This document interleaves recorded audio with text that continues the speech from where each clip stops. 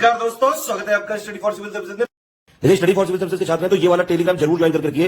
YouTube channel में हमारे साथ है तो भी ये वाला टेलीग्राम ज्वाइन करना बहुत ज्यादा जरूरी है। सारे नोटिफिकेशन, सारे अपडेट, सारे मोस्ट इंपोर्टेंट पिक्स, सारा रिवीजन सब कुछ यहाँ पे बताया जाता है। टेस्ट को ध्यान से अटेम्प्ट करिए और बताइए कितना स्कोर आपने किया है, कितने सही किए हैं टोटल क्वेश्चन में से। सभी लोग अपना अपना स्कोर जरूर कमेंट करिए। दोस्तों, मध्य प्रदेश पीसीएस के प्रीलिम्स एग्जामिनेशन के लिए यहाँ पर टेस्ट सीरीज लगातार चल रही थी। तो टेस्ट 1 का वीडियो आपने देख लिया था। अब ये टेस्ट 2 है। बिल्कुल वैसे ही यहाँ पे 100 प्रश्नों का पूरा फॉर्मेट है। बहुविकल्पीय प्रश्न है, बाइलिंगुअल ये पूरी सीरीज है। तो इसे आप देखिए। स्टार्ट करते हैं। पहला प्रश्न देखते हैं। अगर आपको पेड कोर्सेज ज्वाइन करने हैं तो ये पोस्टर आपके लिए बना हुआ है, इसे आप पॉज करके देख लीजिएगा। यहाँ से स्टार्ट होता है और प्रश्न नंबर 1 में आप देख रहे हैं, निम्नलिखित में से किसे भोपाल राज्य की पहली महिला शासिका कहा जाता है? तो ये सिकंदर जहां बेगम है, सजीदा सुल्तान है, शाहजहां बेगम है, या इनमें से कोई नहीं है? कौन होगा इसमें से, बताइए। ये नीचे आपको विकल्प दिखाई दे रहे हैं, इसमें प्रश्न में से आपको सही का चुनाव करना है। तो इसमें अगर देखा जाए तो इसका जो करेक्ट आंसर है वो डी हो जाएगा, नॉन ऑफ द एबव, यानी इसमें से कोई नहीं, कोई भी जो है वो इसमें सही नहीं बैठता है। असल में इनका नाम कुदसिया बेगम था और 1819 से लेकर 1844 ये इनका पूरा दौर था। इन्हें गौहर बेगम के नाम से भी जाना जाता है और भोपाल राज्य की ये पहली महिला शासिका थी। इन्होंने पर्दा प्रथा को अपनाने से इनकार कर दिया था और जामा मस्जिद और गौहर महल का निर्माण इन्होंने करवाया था। तो ये कुछ बातें इनके बारे में। आगे बढ़ते हैं, अगले प्रश्न को देखते हैं। थोड़ा सा बैकग्राउंड में डिस्टर्बेंस है, कुछ आवाजें आ रही हैं, उसके लिए मैं माफी चाहती हूँ। इसके बाद देखिए क्वेश्चन नंबर 2। वर्ष 1891 में आयोजित हुए भारतीय राष्ट्रीय कांग्रेस के अधिवेशन के संदर्भ में निम्नलिखित कथनों पर विचार कीजिए। तो यह अधिवेशन पी आनंद चार्लू की अध्यक्षता में इलाहाबाद में आयोजित हुआ था और यह भारतीय राष्ट्रीय कांग्रेस का 7वां अधिवेशन था। मतलब इसका जो नंबर है वो कौन सा है, 7th है। तो आपको ये बताना है कि इसमें से गलत क्या है। जो गलत कथन है उसी का चुनाव करना है। ये पूरा प्रश्न आप देख पा रहे हैं और इसका जो करेक्ट आंसर है वो हो जाएगा ए वाला। ए का मतलब ये है कि पहला वाला गलत है, लेकिन इसमें थोड़ा सा अंग्रेजी वाले में मिसप्रिंट है, यहाँ नागपुर दे दिया है, जबकि इलाहाबाद दोनों में होना चाहिए था। नागपुर दे देगा तो वो सही हो जाएगा और इसी वजह से तो वो गलत हुआ है। मतलब कहने का ये है कि इसमें जो 1891 का इंडियन नेशनल कांग्रेस का सेशन आयोजित होता है उसकी अध्यक्षता पी आनंद चार्लू करते हैं और इलाहाबाद उसका वेन्यू नहीं था, बल्कि उसका वेन्यू कौन सा था, नागपुर था। और इसके साथ साथ ये भारतीय राष्ट्रीय कांग्रेस का 7वां अधिवेशन था, इसे आप देख रहे हैं। और इसमें महत्वपूर्ण फैसलों के तौर पे अगर देखा जाए तो गणेश उत्सव और शिवाजी उत्सव इसको एक त्यौहार के रूप में मनाए जाने का फैसला हुआ था, इसे हमने देखा। तो फिलहाल इसमें हमें गलत चूज करना था, तो इसका जो करेक्ट आंसर है वो ए वाला हो जाएगा। अगले प्रश्न को देखिए, प्रश्न संख्या 3। तुंडीकेर ये एक प्राचीन जनपद है और इसका जो आधुनिक नाम है, मॉडर्न नेम है, वो आपको इसमें से बताना है। बताइए कौन सा होगा। ग्वालियर होगा, निमाड़ खंडवा वाला क्षेत्र होगा, नरवर शिवपुरी होगा, या दमोह होगा? इसमें से कौन सा होगा, देखकर बताइए। और इसका जो करेक्ट आंसर है वो हो जाएगा, इसमें ध्यान से देख लीजिएगा, इसका डी हो जाएगा, दमोह। दमोह के तौर पे वर्तमान में हम जानते हैं, लेकिन इसका प्राचीन नाम तुंडीकेर था। जो मध्य प्रदेश के क्षेत्र है उसमें वत्स ये ग्वालियर वाला रीजन होता था, अनूप जो था ये निमाड़ खंडवा वाला रीजन होता था, नलपुर जो था ये नरवर वाला जो शिवपुरी वाला क्षेत्र आप देख रहे हैं वो होता था, और तुंडीकेर ये दमोह को कहा जाता था। इस प्रकार से आपने देखा। प्रश्न संख्या 4 की ओर बढ़ते हैं। निम्नलिखित कथनों पर विचार कीजिए। यहाँ पर 2 विवाह की पद्धतियां दी हुई हैं और उनका संबंध किस जनजाति से है ये आपको जोड़ना है। तो इसमें से आपको विचार करके बताना है गलत क्या है। हरण विवाह भील जनजाति से संबंधित है। जो किडनैप करके या कैप्चर करके मैरिज कर लिया जाता है उसका संबंध भील ट्राइब से है। और परीक्षा विवाह ये जो ट्रायल वाला मैरिज होता है इसका संबंध गोंड ट्राइब से है, ऐसा कहा गया। तो आप बताइए कि इसमें से गलत क्या है। पूरे प्रश्न को आप देख रहे हैं और इसका जो करेक्ट आंसर है वो हो जाएगा इसमें से बी वाला, यानी दूसरा वाला गलत है, जिसमें कहा गया है कि marriage by trial belong to Gond tribe. इसका संबंध गोंड ट्राइब से नहीं है बल्कि भील ट्राइब से ही है। ये दोनों ही जो विवाह की पद्धतियां हैं ये भीलों में प्रचलित है। जो यहाँ पे किडनैपिंग वाला विवाह है, मतलब जो युवती होती है या लड़की होती है उसका अपहरण कर लिया जाता है और उसके बाद उसका विवाह होता है। और इसमें जो दूसरा वाला आप देख रहे हैं ट्रायल से जो मैरिज होता है उसमें पहले दूल्हे का ट्रायल लिया जाता है, परीक्षा ली जाती है कि वो योग्य है या नहीं, उसे अपने आप को साबित करना होता है, तब जाकर विवाह होता है। तो ये दोनों ही पद्धतियां भील जनजाति में प्रचलित है।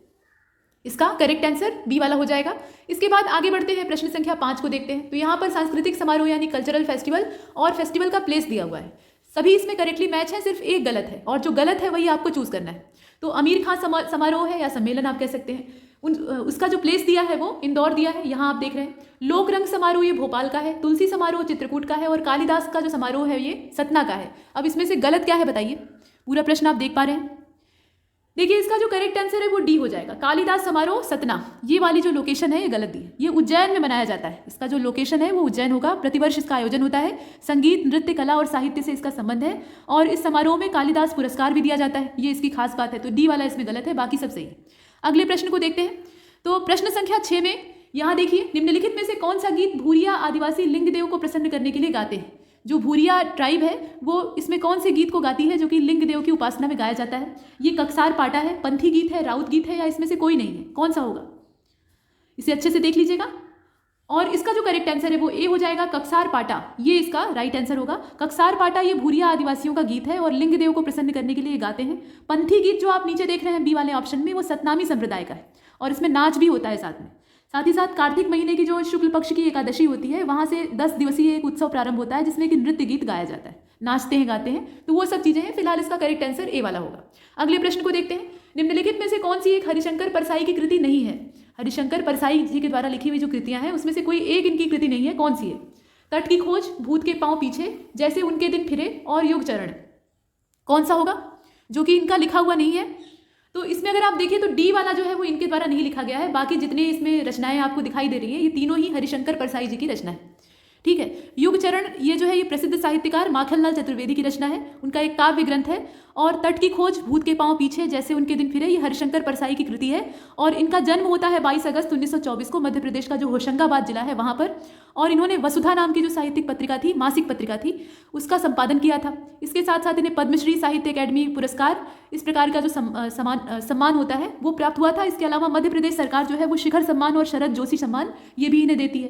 तो बहुत सारे सम्मान और पुरस्कार इन्हें प्राप्त हुए थे। इनका नाम आपने देखा। फिलहाल इसमें से इनकी रचना कौन सी जो नहीं है वो युग चरण है। इसके बाद अगले प्रश्न को देखते हैं। निम्नलिखित कथनों पर विचार कीजिए। पुष्पगिरी देवास के निकट सोनकच्छ के निकट या सोनकच्छ में स्थित एक बौद्ध तीर्थ स्थल है। मंगलगिरी बैतूल जिले में स्थित एक जैन तीर्थ स्थल है। इसमें से आपको इनकरेक्ट चूज करना है, जो गलत है उसकी तलाश करनी है। बताइए कौन सा होगा? तो इसका जो करेक्ट आंसर है वो सी हो जाएगा। पहला और दूसरा दोनों ही गलत है, यहाँ पर कोई भी जो है यहाँ पे करेक्ट नहीं है, दोनों असत्य साबित होते हैं। पुष्पगिरी ये देवास के पास में सोनकच्छ में स्थित एक जैन तीर्थ स्थल है और यहाँ दिया हुआ है कि ये बौद्ध तीर्थ स्थल है, इसलिए पहला वाला गलत हो जाता है। मंगलगिरी ये सागर जिले में स्थित एक जैन तीर्थ स्थल है। मंगलगिरी कहाँ पे है? ये बैतूल में नहीं है बल्कि सागर जिले में पड़ता है, ऐसा इसमें दिया है। तो इसमें गलत जो स्टेटमेंट है वो दोनों है, इसलिए हम सी का चुनाव करते हैं और आगे चलते हैं। प्रश्न संख्या 9 को देखिए। अमन दास किसका मूल नाम है? अमन दास किसको कहा जाता है? ये भीमाजी नायक को कहा जाता है। बंजारी सिंह कोरकू का मूल नाम है, संग्राम शाह का नाम है, या इसमें से किसी का नाम नहीं? तो इसमें अगर आप देखिए तो सी वाला हो जाएगा। ये संग्राम शाह का मूल नाम था, अमन दास। एक मूल नाम होता है और एक बाद वाला नाम होता है, तो बाद वाला नाम इनका संग्राम शाह था। इसे आपने देखा। ये 1482 से लेकर 1532 तक इनका पूरा जीवन काल है और इन्होंने गोंडवाना जो गढ़मंडला साम्राज्य था उसके 52 गढ़ों पर पूरा शासन स्थापित किया था और इन्हें संग्राम शाह की उपाधि से नवाजा गया था। युद्ध जीतते हैं तो संग्राम शाह इन्हें कहा जाता है। इसका सी वाला हो जाएगा। इसके बाद प्रश्न संख्या 10 को देखिए। 2 स्टेटमेंट है। भीमबेटका के शैलाश्रय विंध्य श्रेणी की तलहटी में स्थित है। इसकी लोकेशन आप देख रहे हैं और अगर आपने पिछला टेस्ट ध्यान से देखा होगा तो उसमें पहला क्वेश्चन यहीं से बना था। उसके बाद ये कहा गया कि इसने 2003 में, मतलब ये जो भीमबेटका है इसे 2003 में यूनेस्को के द्वारा वर्ल्ड हेरिटेज साइट्स के रूप में यहाँ अलॉट किया गया, अंकित किया गया। डेट याद रखिएगा, यूनेस्को की साइट तो है ही है लेकिन डेट कौन सी है वो देखना है आपको। तो इसमें से करेक्ट स्टेटमेंट का चुनाव करना है। इसे आप देख रहे हैं, देखिए इसे। और इसका जो करेक्ट आंसर है वो हो जाएगा सी वाला। सी का मतलब ये है कि दोनों यहाँ पर सही है, कोई भी गलत नहीं है। ये विंध्य पर्वत की जो श्रेणी वाला तलहटी वाला हिस्सा है, तल है उसका, वहाँ पर स्थित है और 2003 में ये यूनेस्को के अंडर में आता है। तो इसका जो करेक्ट आंसर है वो सी हो जाएगा। आगे चलते हैं, अगले प्रश्न को देखते हैं।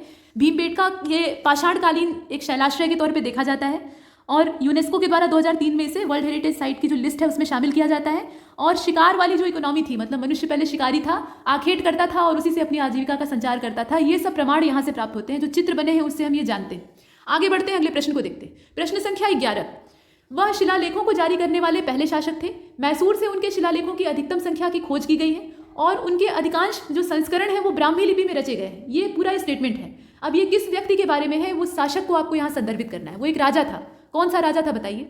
उसके बारे में इतनी सारी इंफॉर्मेशन है। वही चीज़ यहाँ अंग्रेजी में है कि he was the first ruler to issue the edicts. His maximum number of inscription has been discovered from Mysore and his most of the edicts are composed in Brahmi script. मतलब इसके जो अधिकतर एडिक्ट्स हैं वो ब्राह्मी स्क्रिप्ट में पाए जाते हैं। तो ये बिंदुसार था, अशोक था, चंद्रगुप्त मौर्य था, या इसमें से कोई नहीं था?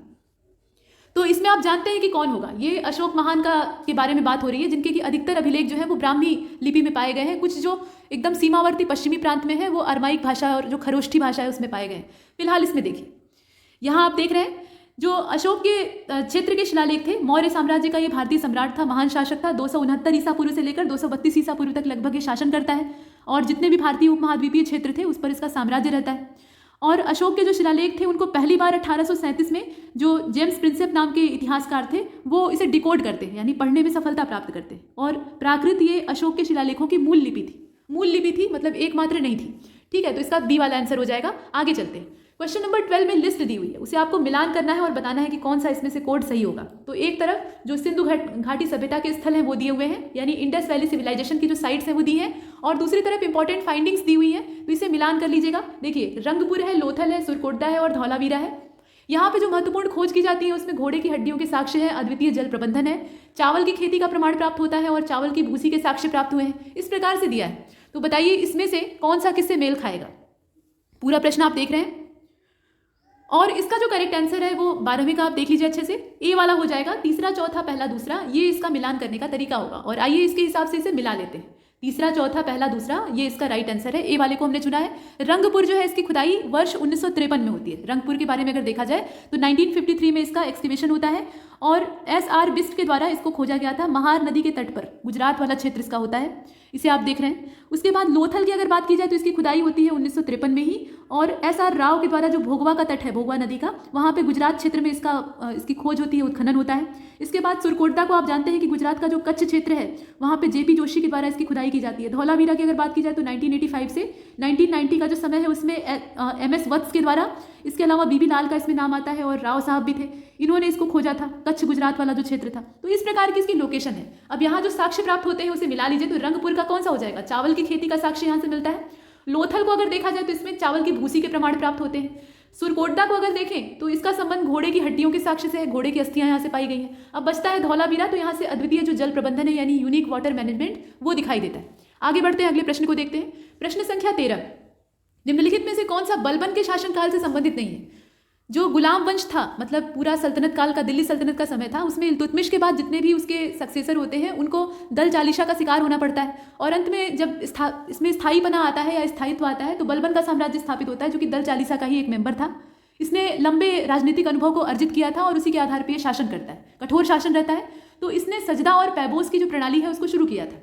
इसने खुद को नियामत खुदाई कहा और दीवान अर्ज नाम के विभाग की स्थापना इसने की थी और इसकी मृत्यु होती है कैथल में। तो आप बताइए इसमें से कौन सा गलत है जो कि बलबन के बारे में रिलेट नहीं करता है। इसमें अगर देखा जाए तो इसका डी वाला हो जाएगा। इसकी मृत्यु कैथल के पास हुई थी, ये वाला सही नहीं है। रजिया सुल्ताना, मतलब 1236 से 40 तक इसका दौर रहता है, इनकी मृत्यु कैथल के पास हुई थी और वह भारत में शासन करने वाली पहली और एकमात्र, मतलब पहली और आखिरी मुस्लिम शासिका थी। बलबन का जो समय है वो 1266 से लेकर 87 तक है और गुलाम वंश का ये अंतिम शासक था। इसने नौरोज का मतलब समझ रहे हैं, नए साल का जो जश्न मनाया जाता है उसके अवसर पे मनाया जाने वाला एक त्यौहार है, इसको भी शुरू किया था। ये कुछ चीज़ें हैं, तो इसमें डी वाला सिर्फ गलत है, बाकी सब सही है और हमें गलत ही खोजना था तो हमने डी को चुना है। इसके बाद आगे चलते हैं। प्रश्न संख्या 14, अ गिफ्ट टू मोनोथिस्ट, ये जो पुस्तक है इसके लेखक कौन है। फिलहाल यहाँ पे लेखक का नाम नहीं पूछा गया है। किस पुस्तक को अ गिफ्ट टू मोनोथिस्ट कहा गया है, मतलब ये पुस्तक का दूसरा नाम इसमें लिया गया है। तो मूल नाम इस किताब का क्या है, ये परसेप्ट्स ऑफ जीसस है या संवाद कौमुदी है या तोहफतुल मुआहिदीन है या फिर इसमें से कोई नहीं है। किताब का नाम आपको सेलेक्ट करना है, देखकर बताइए। और इसका जो करेक्ट आंसर है वो सी वाला हो जाएगा, तोहफतुल मुआहिदीन। ये वाली जो पुस्तक है इसी को कहा जाता है अ गिफ्ट टू मोनोथिस्ट। ठीक है, राजा राम मोहन राय के द्वारा फारसी भाषा में एक अरबी का परिचय इसमें साथ में जुड़ा हुआ है, लेकिन मूल भाषा जो है वो फारसी ही होती है। और इस किताब का नाम है तोहफतुल मुआहिदीन और इसी को कहा जाता है अ गिफ्ट टू मोनोथिस्ट। और इस पुस्तक में मूर्ति पूजा का विरोध किया गया था, मतलब एक ईश्वरवाद को बढ़ावा दिया गया था। तो आप राजा राम मोहन राय की जो पॉलिसी है उसे जानते हैं, इसका सी वाला आंसर हो जाएगा। क्वेश्चन नंबर 15 को देखिए।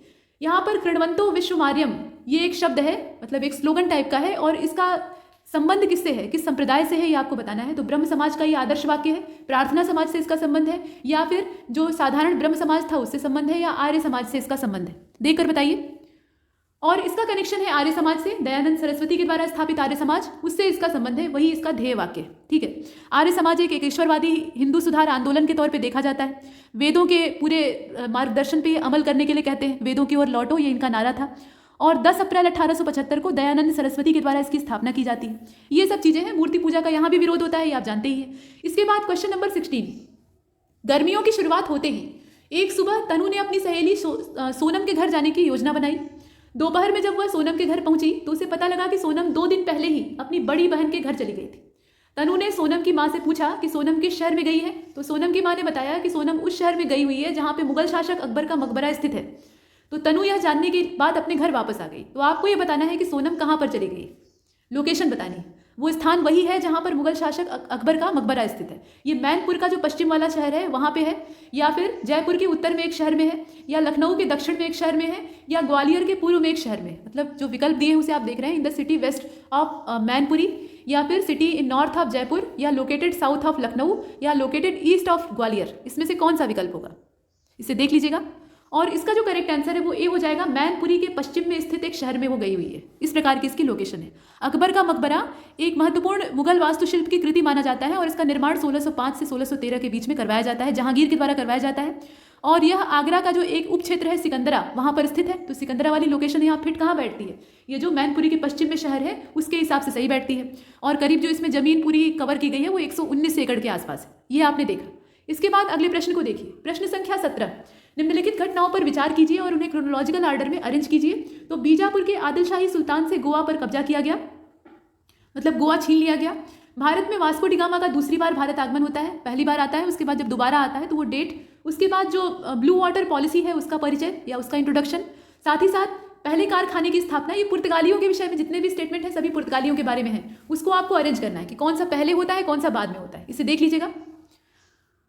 और इसका जो करेक्ट आंसर है वो हो जाएगा सी वाला। सी का मतलब ये है कि दूसरा, चौथा, तीसरा, पहला, इस हिसाब से इसे अरेंज करेंगे।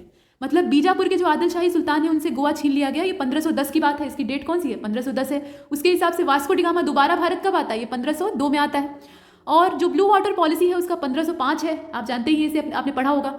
और पुर्तगालियों का जो पहला कारखाना है वो 1503 में स्टैब्लिश होता है। ये कुछ इसमें तारीखें हैं जिसके हिसाब से इसे अरेंज करना था, तो हमने सी वाले विकल्प का चयन किया है। अगले प्रश्न को देखते हैं। यहाँ पर देखिए रोगन पेंटिंग के बारे में पूछा गया है। तो 4 स्टेटमेंट दिए हुए हैं। रोगन पेंटिंग निम्नलिखित में से किससे संबंधित है ये आपको बताना है। कच्छ गुजरात में एक हाथ से चित्रित जो छपाई वाला काम होता है, मतलब कपड़े पर छापने का काम होता है, उससे जुड़ी हुई ये कला है। या जयपुर राजस्थान में ये हाथ से बनाई गई एक छपाई वाली कला है। गुजरात के गांधीनगर में ये मशीन मुद्रित लकड़ी की कला है। या इसमें से कोई नहीं है, इसमें से कौन सा होगा बताइए। रोगन पेंटिंग का संबंध किससे है, ये प्रश्न आपका है, देख लीजिए। और इसका जो करेक्ट आंसर है वो ए वाला हो जाएगा, यानी कच्छ गुजरात में ये हाथ से चित्रित एक कपड़ा छपाई की कला है, यानी hand painted cloth painting art in the Kutch Gujarat. ये आपने देखा, इसका ए वाला करेक्ट है। इसके बाद अगले प्रश्न को देखते हैं। वैसे रोगन पेंटिंग के बारे में अगर आप देखें तो इस शिल्प में उबला हुआ तेल होता है और वनस्पति के रंग होते हैं, उनको मिलाकर मिक्स करके एक पेंट तैयार किया जाता है और उसके आधार पर फिर पेंटिंग की जाती है। और गुजरात का जो कच्छ क्षेत्र है वहाँ पे निरोना गांव में एक परिवार के द्वारा इसका अभ्यास किया जाता है। वो एक ही पूरा कुनबा है, उसी के द्वारा इसे पूरा किया जाता है। और इसके बाद ये जो परिवार है ये 2019 में पद्मश्री सहित कई सारे जो राष्ट्रीय और अंतर्राष्ट्रीय पुरस्कार हैं उनको जीत चुका है। और मीडिया और कला के बारे में, मतलब मीडिया के निगाह में ये आ चुका है, तो इसका काफ़ी ज़्यादा यहाँ प्रचार हो गया। इसे आपने देखा, इसकी लोकप्रियता कम हो रही थी लेकिन अब ये हाईलाइट हो चुका है तो लोकप्रिय हुआ। फिलहाल इसका करेक्ट आंसर कौन सा होगा, ए वाला हो जाएगा। कच्छ गुजरात से इसका कनेक्शन है। इसके बाद अगले प्रश्न को देखते हैं। अंग्रेजों के द्वारा रेलवे की शुरुआत के संदर्भ में इसमें से कौन सा कथन आपका सही है, उसको चूज करना है। फर्स्ट स्टेटमेंट ये कहता है कि भारत में प्राकृतिक संसाधनों का दोहन करना ये उद्देश्य था रेलवे की स्थापना के पीछे, और ब्रिटिश साम्राज्य का एकीकरण करना, ये दोनों पर्पज है। अंग्रेजों ने अपने फायदे के लिए स्थापित किया था, ये जगजाहिर बात है। इसमें भारतीयों को उन्होंने कोई सुविधा मुहैया कराने के लिए इसका आविष्कार नहीं किया था। डलहौजी के समय में रेलवे लाइन बिछाने का काम होता है, ये आप जानते ही हैं। तो इसमें से आपको करेक्ट जो स्टेटमेंट है वो चूज करना है, देख लीजिए। और इसका जो करेक्ट आंसर है वो सी हो जाएगा। ये दोनों ही कारण थे, और भी बहुत सारे कारण थे लेकिन उसमें से ये दो जो कारण आप देख रहे हैं वो जगजाहिर हैं। रेलवे की शुरुआत का जो छिपा और मुख्य उद्देश्य था वो भारत में प्राकृतिक संसाधनों का दोहन और ब्रिटिश साम्राज्य को जोड़ना था, मतलब एकीकरण करना था। और 16 अप्रैल, यहाँ जो डेट है वो 16 अप्रैल की है, 16 अप्रैल 1853 की बोरीबंदर बॉम्बे और थाने के बीच में 34 किलोमीटर की जो दूरी है उसमें पहली यात्री ट्रेन को चलाया जाता है। ये कुछ बातें। आगे बढ़ते हैं, अगले प्रश्न को देखते हैं। प्रश्न संख्या 20। मद्रास महाजन सभा के बारे में यहाँ कुछ कथन दिए हैं, उस पर आपको विचार करना है। तो वीएम वीर राघवाचार्य, श्री ये आप देख रहे हैं, और उसके बाद श्री जी सुब्रमण्यम अय्यर और आनंद चार्लू, ये सभा के संस्थापक सदस्यों में से एक हैं। मतलब ये तीनों जो आप देख रहे हैं ये फाउंडिंग मेंबर्स हैं। और मद्रास महाजन सभा ने अपना पहला सम्मेलन 29 दिसंबर 1884 और 2 जनवरी 1885 के बीच में किया था। तो इसमें से इनकरेक्ट कौन सा है ये आपको चूज करना है, यानी गलत कथन की तलाश करनी है। पूरा प्रश्न आप देख पा रहे हैं, ये आपके दोनों भाषाओं में यहाँ उपलब्ध है। बताइए इसमें से गलत कौन सा है। बात हो रही है मद्रास महाजन सभा की, और इसका जो करेक्ट आंसर है वो डी हो जाएगा, यानी ना तो पहला और ना ही दूसरा, अर्थात इसमें कुछ भी गलत नहीं है, दोनों सही है। मई 1884 में, ये जो डेट है ये मई 1884 की है। तो इसमें यहाँ अगर आप नाम देखिए तो वीर राघवाचार्य, इसके अलावा सुब्रमण्यम अय्यर और आनंद चार्लू, ये मद्रास महाजन सभा की स्थापना करते हैं, इसकी स्थापना होती है। और शुरुआती दिन जो इसमें होते हैं उसमें उदारवादी नीतियों का पालन किया जाता है, उदारवादी जितनी भी पॉलिसी होती है उनको एक्सेप्ट किया जाता है। 1895 का जो समय था उसमें भारत के वायसराय लॉर्ड एल्गिन ने मद्रास में अपने पहले दौरे पर मद्रास महाजन सभा के स्वागत भाषण को प्राप्त करने से इनकार कर दिया था। ये कुछ चीज़ें इसके बारे में, तो इसे आप देख रहे हैं इसमें दोनों सही, तो इसलिए डी का हम चुनाव करते हैं। चूंकि हमें गलत खोजना था तो गलत कुछ भी नहीं है। प्रश्न संख्या 21 को देखिए, नदी और उसकी सहायिकाओं के नाम दिए हैं। ये मध्य प्रदेश की नदियां हैं, नदियों का मायका मध्य प्रदेश को कहा जाता है। तो यहाँ जो नदियाँ मूल रूप से हैं उनकी जो ट्रिब्यूटरीज हैं यानी सहायिकाएं हैं, उनको आपको इससे मिलाना है। लेकिन मिला पहले से ही है, ये करेक्टली मैच है, सिर्फ इसमें एक गलत है। वो गलत कौन सा है ये आप जब मिलाएंगे तभी जानेंगे। बताइए कौन सा है इसमें जो एक सही ढंग से मेल नहीं खाता है, वही चूज करना है। तो नर्मदा है, इसकी सहायिका का नाम दूधी नदी दिया है। इसके बाद तापी नदी की जो सहायिका है उसका नाम बोरी है। शिप्रा जो है इसकी, या छिप्रा कहा जाता है, तो इसकी सहायिका का नाम खान है। और बेतवा की सहायिका पूर्णा है। तो आप बताइए गलत क्या है इसमें। अगर देखा जाए तो डी वाला गलत है, बेतवा और पूर्णा का जो मैच कर दिया है यही गलत है। पूर्णा ये ताप्ती की सहायिका नदी है, न कि बेतवा की। महाराष्ट्र की ये नदी है, पहले तो इसकी लोकेशन ही गलत है। और जामनी, बीना और धसान नदियां जो हैं ये बेतवा की सहायिका नदियां हैं। बेतवा की सहायिकाओं में किसका नाम आता है, तो ये जामनी है, बीना है और धसान है। इसके बाद आगे बढ़ते हैं, अगले प्रश्न को देखते हैं। प्रश्न संख्या 22, 3 स्टेटमेंट है टोटल, और उसमें से आपको जो इनकरेक्ट है वो चूज करना है। तो पहला स्टेटमेंट ये कहता है कि मध्य प्रदेश वन विकास निगम जो है इसका गठन 24 जुलाई, यहाँ पे डेट दी हुई है 1975, इसमें किया जाता है। 24 जुलाई 1975 को मध्य प्रदेश वन विकास निगम का गठन किया जाता है। वानिकी योजना जो मध्य प्रदेश की है वो सितंबर 1995 में स्टार्ट की जाती है। और मध्य प्रदेश वन्य जीव संरक्षण अधिनियम 1974 में पारित किया गया था, उसकी डेट दी हुई है। तो आप बताइए गलत क्या है इसमें से। पूरा प्रश्न आप देख रहे हैं, और इसका जो करेक्ट आंसर है वो डी हो जाएगा। इसमें से कुछ भी गलत नहीं है, तीनों सही है। तीनों के तीनों जो स्टेटमेंट है वो एकदम परफेक्टली है।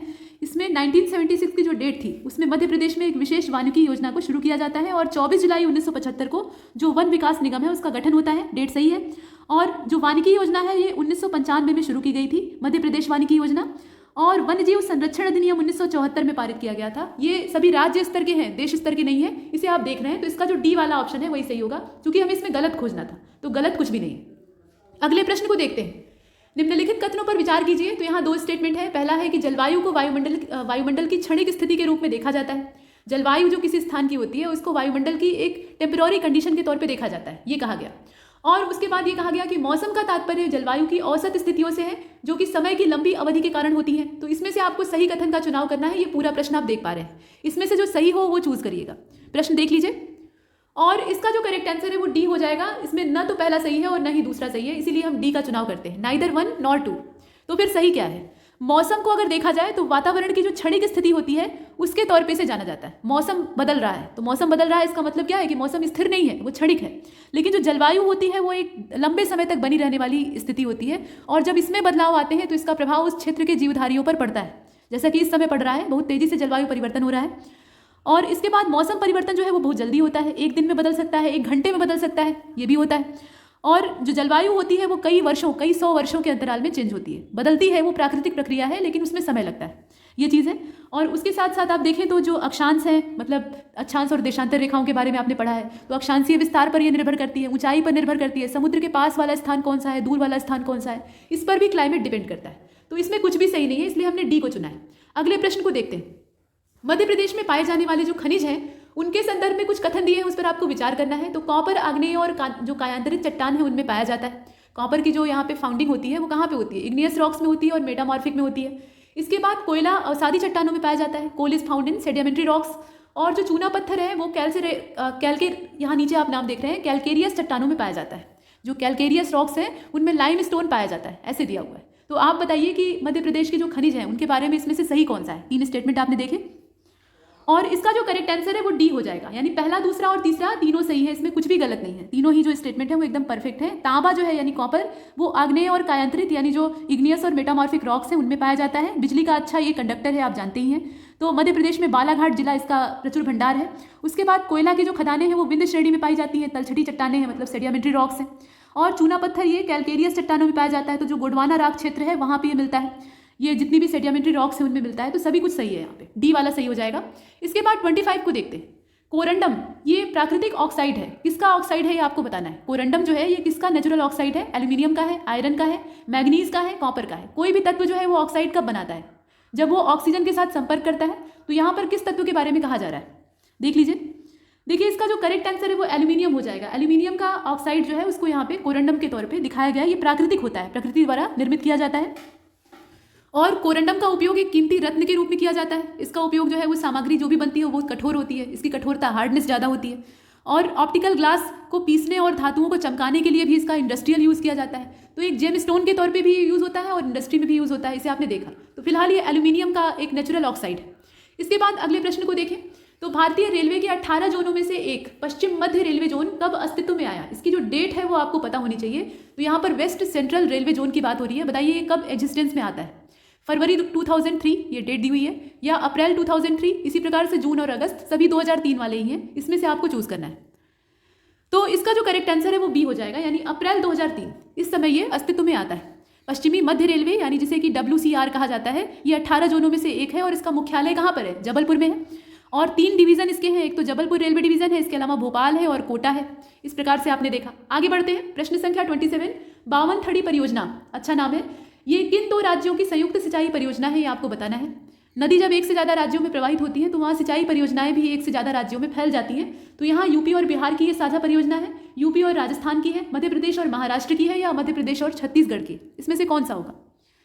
तो बावनथड़ी जो है ये अगर देखा जाए तो इसका सी वाला सही होना चाहिए। मध्य प्रदेश और महाराष्ट्र इनकी ये साझा सिंचाई परियोजना है, दोनों की संयुक्त है।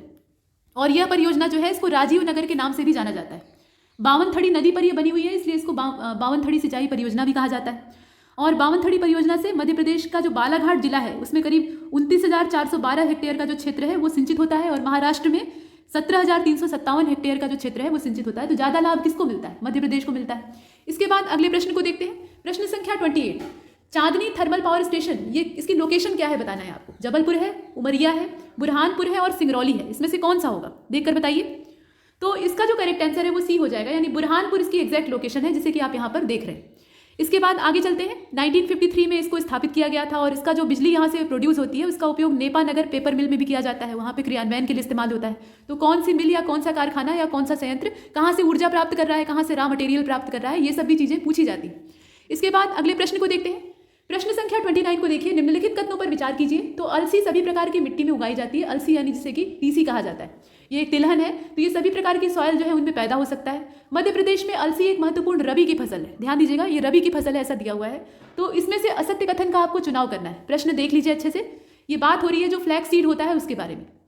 इनकरेक्ट स्टेटमेंट चूज करना है और इसका जो करेक्ट आंसर है वो डी हो जाएगा। 29 का कौन सा होगा? डी होगा। ना तो पहला सही है, मतलब ना तो पहला गलत है इसके हिसाब से, और ना ही दूसरा गलत है। यहाँ पे हमें इनकरेक्ट चूज करना है, दोनों सही है।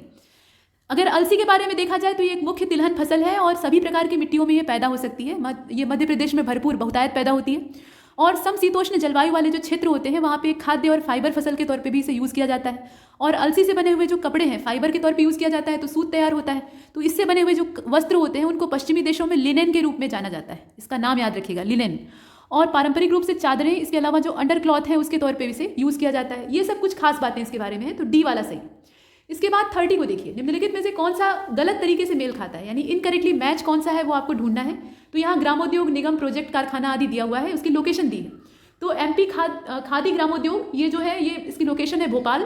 एमपी यानी मध्य प्रदेश कपड़ा उद्योग निगम ये इंदौर में है। मलज खंड कांपर प्रोजेक्ट ये खंडवा का है और भारी वाहन कारखाना जो है ये जबलपुर का है। यहाँ वही चीज़ आप अंग्रेजी में देख रहे हैं, मतलब MP khadi and village industries ये भोपाल की है। टेक्सटाइल वाली जो है मतलब ये कॉर्पोरेशन है ये इंदौर में है।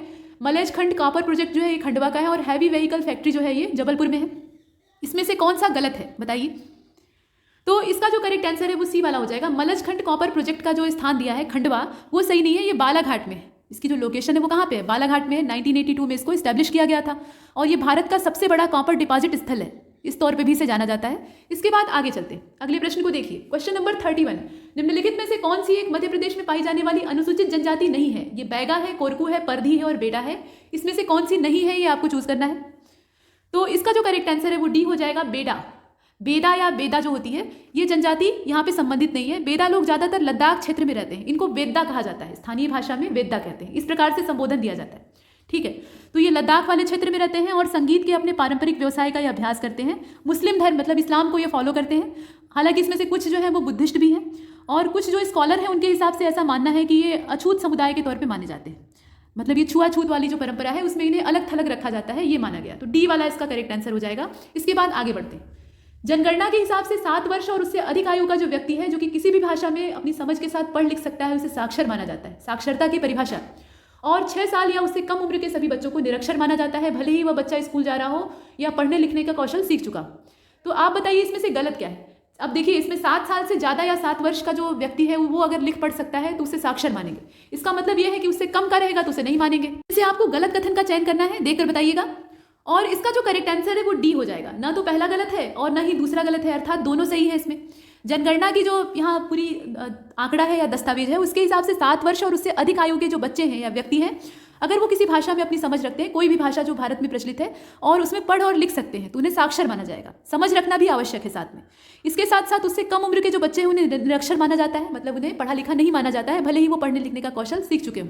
तो स्कूल जाने की उम्र तो पहले की ही है तो वो सीख लेते हैं, लेकिन उसके बावजूद उन्हें पढ़ा लिखा नहीं माना जाता है। और जो लोग अंधे हैं वो ब्रेल लिपि में पढ़ते हैं तो उन्हें भी साक्षर माना जाता है, उनका भी इसमें पूरा दस्तावेज है, तो इसका डी वाला हो जाएगा। अगले प्रश्न को देखिए 33, निम्नलिखित में से कौन से रोकथाम योग्य जो रोग हैं उनके लिए मिशन इंद्रधनुष के तहत टीकाकरण को शामिल किया गया है। ये पूरा एक अम्ब्रेला प्रोजेक्ट है टीकाकरण का, जिसमें कि बहुत सारे बीमारियों के जो टीके हैं वो सम्मिलित हैं। तो मिशन इंद्रधनुष के अंतर्गत कौन कौन सा टीका, मतलब किस बीमारी का टीका शामिल है, ये आपको चूज करना है। पोलियो, खसरा, पर्टुसिस और तपेदिक, इसमें से कौन सा होगा। तपेदिक मतलब यहाँ पे ट्यूबरकुलोसिस की बात हो रही है और जो खसरा है उसको मीजल्स कहा जाता है। तो इसमें आप देखकर बताइएगा। क्वेश्चन नंबर 33, इसका जो करेक्ट आंसर है वो हो जाएगा सभी। इन सभी बीमारियों का यहाँ पे जो टीकाकरण है उसका प्रावधान किया गया है। मिशन इंद्रधनुष के तहत अगर देखा जाए तो पोलियो, खसरा, पर्टुसिस, तपेदिक, डिप्थीरिया, टिटनस, हेपेटाइटिस बी, इन सब की रोकथाम के लिए टीकाकरण का कार्यक्रम है। और भारत के जो चुनिंदा राज्य है वहाँ पे जापानी इंसेफेलाइटिस जो दिमागी बुखार होता है, और इसके अलावा हीमोफिलस इन्फ्लुएंजा टाइप बी वाला, उसके लिए भी टीके दिए जा रहे हैं, लेकिन वो सीमित है। जो इसका प्रचलित रूप है इंद्रधनुष का उसमें आपने बीमारियों को देखा, तो इसका डी वाला सही है। इसके बाद अगले प्रश्न को देखते हैं 34। यहाँ पर 2 स्टेटमेंट है, जो गलत है उसको आपको चूज करना है। प्रश्न देख लीजिएगा। वे क्षेत्र जहाँ पर भारत के संविधान की 6वीं अनुसूची के प्रावधान लागू हैं उसे आदिवासी क्षेत्र के अंतर्गत रखा जाता है। शब्द अनुसूचित क्षेत्रों को भारत के संविधान में परिभाषित किया गया है। तो कौन सा कथन गलत है ये आपको चूज करना है, देखकर बताइएगा। पूरा प्रश्न आपके सामने है, इसे देख लीजिएगा। इसमें इनकरेक्ट सेलेक्ट करना है और इसका जो करेक्ट आंसर है वो डी हो जाएगा। ना तो पहला ही गलत है और ना ही दूसरा गलत है, तो नाइदर 1 एंड नॉट 2, इसे आपने देखा। अनुसूचित जनजाति शब्द जो है इसका अर्थ ये होता है कि एक विशिष्ट स्वदेशी लोगों का ये समूह है जिन्हें कि भारत के संविधान द्वारा गजट नोटिफिकेशन के द्वारा, यानी जो राजपत्रीय यहाँ पे नोटिफिकेशन होता है उसके द्वारा मान्य और स्वीकार किया गया है। और इसके साथ साथ जो 6वीं अनुसूची है उसमें प्रावधान लागू किए गए हैं। आदिवासी क्षेत्र के अंतर्गत ये सारे प्रावधान आते हैं। और शब्द जो अनुसूचित क्षेत्र वाला है ये भारतीय संविधान में परिभाषित भी किया गया है, बाकायदा इसकी डिफिनीशन दी गई है, तो इसका डी वाला हो जाएगा। अगले प्रश्न को देखते हैं। प्रश्न संख्या 35 को देखिएगा। जबलपुर जिले में निम्नलिखित में से कौन सा मिनरल पाया जाता है। फ्लोराइड पाया जाता है, लौह एस्क पाया जाता है, एंटीमनी पाया जाता है, या व्हाइट ग्रेनाइट पाया जाता है। ग्रेनाइट जो है वो सफेद भी होता है और भी रंगों में मिलता है, लेकिन इसका जो सबसे पॉपुलर कलर होता है वो काला होता है। आप बताइए इसमें से कौन सा होगा। प्रश्न संख्या 35 आप देख रहे हैं और इसका जो करेक्ट आंसर है वो सभी, मतलब ये जितने मिनरल्स आपको दिख रहे हैं ये सभी जबलपुर डिस्ट्रिक्ट में पाए जाते हैं, इनकी लोकेशन सही है। और मध्य प्रदेश राज्य जो है वो खनिज संपदा के मामले में पूरी तरह से अमीर है, इसमें कोई डाउट नहीं है। हीरे का ये एकमात्र उत्पादक है और कई सारे यहाँ पे खनिज मिलते हैं, जैसे कि कोयला, चूना पत्थर है, मैग्नीज अयस्क है, बॉक्साइट है। इनके बारे में हालांकि हमने पीछे देखा है, तो वो सारे यहाँ से मिलते हैं, तो डी वाला इसका सही हो जाएगा। आगे बढ़ते हैं 36 को देखिए। यहाँ पर पीएम केयर्स फंड जो है उसके विषय में कहा गया कि 2 कथन है, विचार करके बताइए कि गलत क्या है। पहले स्टेटमेंट में ये बोला जा रहा है कि इसका गठन 27 मार्च 2020 को हुआ था, और दूसरे वाले में कहा गया कि इसका जो फुल फॉर्म है वो है prime ministers citizen assistance and relied in emergency situation fund. ये इसका पीएम केयर्स फंड का फुल फॉर्म है। तो आपको ये बताना है कि इनकरेक्ट क्या है इसमें से, देख लीजिए। और इसका जो करेक्ट आंसर है वो हो जाएगा ना तो पहला और ना ही दूसरा, यानी दोनों सही है। पीएम केयर्स फंड जो है ये 27 मार्च 2020 को इस्टेब्लिश होता है और इसका पूरा नाम जैसा कि आपने देखा प्रधानमंत्री नागरिक सहायता और आपातकालीन स्थिति में राहत निधि, जिसका कि अंग्रेजी वर्जन है prime minister citizen assistance and relied in the emergency situation fund. ये इसका पूरा नाम है और इसका उद्देश्य वही कोरोना वायरस महामारी के खिलाफ सरकार की जो लड़ाई है उसमें सपोर्ट करना। इसके बाद आगे चलते हैं। क्वेश्चन नंबर 37, चंपा टनल, चंपा सुरंग जो है उसके बारे में कुछ कथन यहाँ दिए हैं, उस पर आपको विचार करना है, कौन सा सही है ये बताना है। तो इसका निर्माण सीमा सड़क संगठन यानी BRO के तहत शिवालिक टीम के द्वारा किया जा रहा है और यह सुरंग चंबा शहर के तहत ऋषिकेश धरासू मार्ग पर खोदी गई 440 मीटर लंबी सुरंग है। ऐसे करके इसमें 2 स्टेटमेंट दिए हुए हैं, तो which of the above statement is are correct, इसमें से जो सही कथन है उसका चयन आपको करना है। प्रश्न आप पूरा देख पा रहे हैं और इसका जो करेक्ट आंसर है वो सी हो जाएगा। इसमें सही कौन सा है, दोनों सही है, बोथ फर्स्ट एंड सेकेंड। 26 मई 2020 को नितिन गडकरी जी के द्वारा वर्चुअल तरीके से, चूंकि उस समय महामारी का दौर था, तो वर्चुअल तरीके से जो सुरंग है चंबा टनल उसका उद्घाटन किया जाता है और इसका निर्माण वही बॉर्डर्स रोड्स ऑर्गेनाइजेशन यानी BRO के तहत किया जाता है। शिवालिक टीम उसकी करती है और यह सुरंग राष्ट्रीय राजमार्ग संख्या जो 94 है उस पर उत्तराखंड का जो टिहरी गढ़वाल वाला क्षेत्र है वहां से चंबा सिटी हिल स्टेशन के तहत जो ऋषिकेश धरासू सड़क है उस पर खोदी गई करीब 440 मीटर लंबी सुरंग है। इसकी लंबाई जो है वो 440 मीटर। इतना आपने देखा। आगे बढ़ते हैं, अगले प्रश्न को देखते हैं। इसका दोनों सही। 38 मध्य प्रदेश के उच्च न्यायालय के मुख्य न्यायाधीश कौन है, यानी MP हाई कोर्ट जो है वहां के मुख्य न्यायाधीश कौन है। ये 2021 का पूछा जा रहा है। तो ये हेमंत गुप्ता है, खानविलकर है, SK सेठ है या रफीक है, मोहम्मद रफीक। इसमें से कौन सा होगा? और इसका जो करेक्ट आंसर है वो D हो जाएगा। ये मोहम्मद रफीक है। यहाँ पे जस्टिस का नाम जो है वो मोहम्मद रफीक है। जस्टिस मोहम्मद रफीक ये जनवरी 2021 से मध्य प्रदेश के उच्च न्यायालय के मुख्य न्यायाधीश थे। और इससे पीछे वाला अगर देखा जाए तो यहाँ पे SK सेठ का नाम आता है। मतलब जितने नाम दिए हुए हैं उन्हें आप देख लीजिए। तो SK सेठ जो है ये नवंबर 2018 से लेकर जून 2019 तक रहते हैं, जबकि जो यहाँ पे खानविलकर का नाम आता है तो उनका अगर आप देखें तो 2013 से 2016 वाला समय है और हेमंत गुप्ता का जो समय है वो 17-18 वाला है। तो इस प्रकार से इनकी रेंज है। फिलहाल नवीनतम यही है। इसके बाद अगले प्रश्न को देखते हैं। यहाँ देखिए ये प्रश्न संख्या 38 है और इसके बाद ये 39। तो महाराष्ट्र की विधानसभा इसमें कुल जो संख्या है वो कितनी है? यहाँ पर लेजिस्लेटिव जो असेंबली है उसकी टोटल स्ट्रेंथ पूछी जा रही है महाराष्ट्र के लिए। ध्यान दीजिएगा कौन सी होगी इसमें से। तो इसमें से 288 होगा। आप जानते हैं C वाला इसका हो जाएगा करेक्ट आंसर। ये जो निचला सदन है उसमें सदस्यों की संख्या कितनी है? 288 है। और महाराष्ट्र विधानसभा की सीट राजधानी मुंबई में दक्षिण मुंबई का जो नरीमन पॉइंट इलाका है वहां पर स्थित है। इसकी लोकेशन भी देख लीजिएगा। इसके बाद 40 को देखिए। Take for tribals, Madhya Pradesh के जो पड़ोसी हैं उनके बारे में भी थोड़ी सी इन्फॉर्मेशन रखनी चाहिए, क्योंकि आजकल क्वेश्चन का दायरा बढ़ गया है। जो सीमित दायरे के प्रश्न थे उनकी बजाय अब क्षेत्र बहुत विस्तृत कर दिया गया है। तो टेक फॉर ट्राइब्स नाम का जो कार्यक्रम है ये किससे जुड़ा हुआ है? ये होम मिनिस्ट्री से जुड़ा है, ट्राइबल अफेयर की जो मिनिस्ट्री है उससे जुड़ा है, या ministry of electronics and information technology इससे जुड़ा हुआ है, या नॉन ऑफ द एबव वाला ऑप्शन जो है उसको भी आप चूज कर सकते हैं। पूरा प्रश्न आपके सामने है, इसे आप देख रहे हैं। और इसका जो करेक्ट आंसर है वो D हो जाएगा। टेक फॉर ट्राइब्स नाम का जो कार्यक्रम है या ट्राइबल्स नाम का जो कार्यक्रम है वो इसमें से किसी से भी संबंधित नहीं है। इसका संबंध किससे है? टेक फॉर ट्राइबल्स जो कार्यक्रम है ये 19 मार्च 2020 को tribal cooperative marketing federation of India यानी जो ट्राइफेड आप कहते हैं उसके द्वारा शुरू किया गया था। और यह विभिन्न नामांकित संस्थान जैसे कि IIT है, मतलब जो तकनीकी संस्थान है, या मैनेजमेंट वाले इंस्टीट्यूट हैं राष्ट्रीय स्तर के, मतलब IIM की बात हो रही है, और जितने भी MSME वाले सेक्टर हैं, मंत्रालय है, उससे संबंधित है। और इस कार्यक्रम का उद्देश्य प्रधानमंत्री जो वन धन योजना थी उसके तहत नामांकित 5 करोड़ आदिवासियों के बीच में क्षमता का विकास करना और उनके अंदर उद्यमिता कौशल को डेवलप करना है। तो इसमें कुछ भी सही नहीं है, इसलिए हमने D को चुना है। अगले प्रश्न को देखते हैं।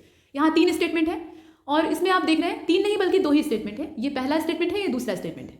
इसमें से आपको गलत कथन का चुनाव करना है। तो मध्य प्रदेश के पहले मुख्यमंत्री श्री रविशंकर शुक्ल थे, ऐसा कहा गया, और उनका जो टेन्योर था वो 1 दिसंबर 1956 से लेकर 31 दिसंबर 1956 तक का था, ऐसे दिया हुआ है। यहाँ पे 1 नवंबर 1956 से लेकर 31 दिसंबर 1956 तक की डेट दी हुई है। तो आप बताइए इसमें से जो इनकरेक्ट है वो कौन सा है? प्रश्न आपने देखा। और इसका जो करेक्ट आंसर है वो हो जाएगा D वाला, नाइदर 1 नॉर 2। मतलब मध्य प्रदेश के जो पहले CM थे वो श्री रविशंकर शुक्ला जी थे और उनका कार्यकाल 1 नवंबर 1956 से लेकर 31 दिसंबर 1956 के बीच में था। दोनों सही बात है। इसके बाद 42 को देखिए। निम्नलिखित में से कौन सा मध्य प्रदेश का राज्यपाल नहीं था? मतलब कौन से व्यक्ति नहीं थे? तो बलराम जाखड़, श्रीनिवास तिवारी, ओम प्रकाश कोहली, इसमें से जो नहीं हो वो आपको चूज करना है। प्रश्न आपने देखा। और इसमें अगर देखा जाए तो इसका जो करेक्ट आंसर है वो B हो जाएगा, यानी केवल दूसरा, श्रीनिवास तिवारी जो नहीं थे। श्रीनिवास तिवारी ये 1993 से लेकर 2003 तक MP विधानसभा के स्पीकर थे। इनकी हैसियत जो थी वो स्पीकर की थी। और इसमें अगर देखें बलराम जाखड़ को तो ये 2004 से लेकर 2009 तक राज्यपाल थे, जबकि कोहली जी जो थे वो 16 से लेकर 18 तक राज्यपाल थे। ये इनकी स्थिति है, तो इसका दूसरा वाला हो जाएगा। इसके बाद अगले प्रश्न को देखते हैं। प्रश्न संख्या 43। भारत के कुल क्षेत्रफल में मध्य प्रदेश का प्रतिशत कितना है? ये 9.13 है, 9.28 है, 9.38 है, 9.50 है। इसमें से कितना होगा? तो इसका जो करेक्ट आंसर है वो इसमें से हो जाएगा 9.38। इतने परसेंट ये जो एरिया भारत का है उसको कवर करता है। इसके बाद अगले हिस्से को देखते हैं। 2011 का जो सेंसस है उसके हिसाब से मध्य प्रदेश की जनसंख्या का घनत्व कितना है? ये 235 प्रति वर्ग किलोमीटर है, यानी 1 वर्ग किलोमीटर के दायरे में इतने मनुष्य रहा करते हैं। 236 ये प्रति व्यक्ति वर्ग किलोमीटर के तौर पे देखा जा रहा है। उसके बाद 237 व्यक्ति प्रति वर्ग किलोमीटर है और 238 है। इसमें से कितना होगा? तो इसका जो करेक्ट आंसर है वो हो जाएगा इसमें से 236 व्यक्ति प्रति वर्ग किलोमीटर, यानी जो इसका राइट आंसर है वो B वाला होगा। ठीक है, जो 2011 का सेंसस है उसके हिसाब से पॉपुलेशन डेंसिटी इतनी ही है। इसके बाद अगले प्रश्न को देखते हैं। प्रश्न संख्या 45 को देखिए। निम्नलिखित में से कौन सा अनुच्छेद राज्य स्तर पर वित्त आयोग की स्थापना से जुड़ा हुआ है? ये आर्टिकल 243(1) है, माफ कीजिएगा, यहाँ पे क्लॉज बना हुआ है। ठीक है, तो 243(I) है, उसके बाद 243(K) है, 243(M) है, या इसमें से कोई नहीं है। अनुसूचित जो वित्त आयोग है उसकी स्थापना से जुड़ा हुआ जो अनुसूचित अनुच्छेद है वो इसमें से कौन सा है? ये राज्य स्तरीय है, ये ध्यान दीजिएगा, ये देश स्तरीय नहीं है। प्रश्न आपने देखा। और इसका जो करेक्ट आंसर है वो इसमें से ए वाला हो जाएगा, यानी 243I ये इसका करेक्ट आंसर होगा, मतलब इससे इसका संबंध है। इसके बाद आगे चलते हैं। पंचायतों की जो वित्तीय स्थिति है उसकी समीक्षा करना, ये इसका पर्पस था, और संसाधनों का आवंटन करना। राज्यपाल के द्वारा राज्य स्तर पर वित्त आयोग की स्थापना की गई थी, और भारतीय संविधान का जो अनुच्छेद 243I है उससे इसका संबंध होता है। आगे बढ़ते हैं। प्रश्न संख्या 46, स्मर्फिंग ये किससे संबंधित है? स्मर्फिंग जो है इसका संबंध किससे है? साइबर क्राइम से है, इन्फ्लेशन से है, या क्रिप्टो करेंसी से है, या मनी लॉन्ड्रिंग से? काले धन को वैध बनाने की जो विद्या होती है उसको धन शोधन कहा जाता है, तो उससे है। आप बताइए इसमें से कौन सा होगा? 46 का जो करेक्ट आंसर है वो डी हो जाएगा। इसका संबंध किससे है? मनी लॉन्ड्रिंग से है। जो स्मर्फिंग की विधि होती है या प्रक्रिया होती है, ये मनी लॉन्ड्रिंग की एक टेक्नोलॉजी है जिसमें कि संरचना के रूप में इसे देखा जाता है, और यह शब्द उच्च मूल्य के जो करेंसी नोट होते हैं, मतलब 500 और 1000 रुपए के, उनके विमुद्रीकरण से जुड़ा हुआ है। मतलब उनका जो डीमोनेटाइजेशन है उससे ये लिंक करता है।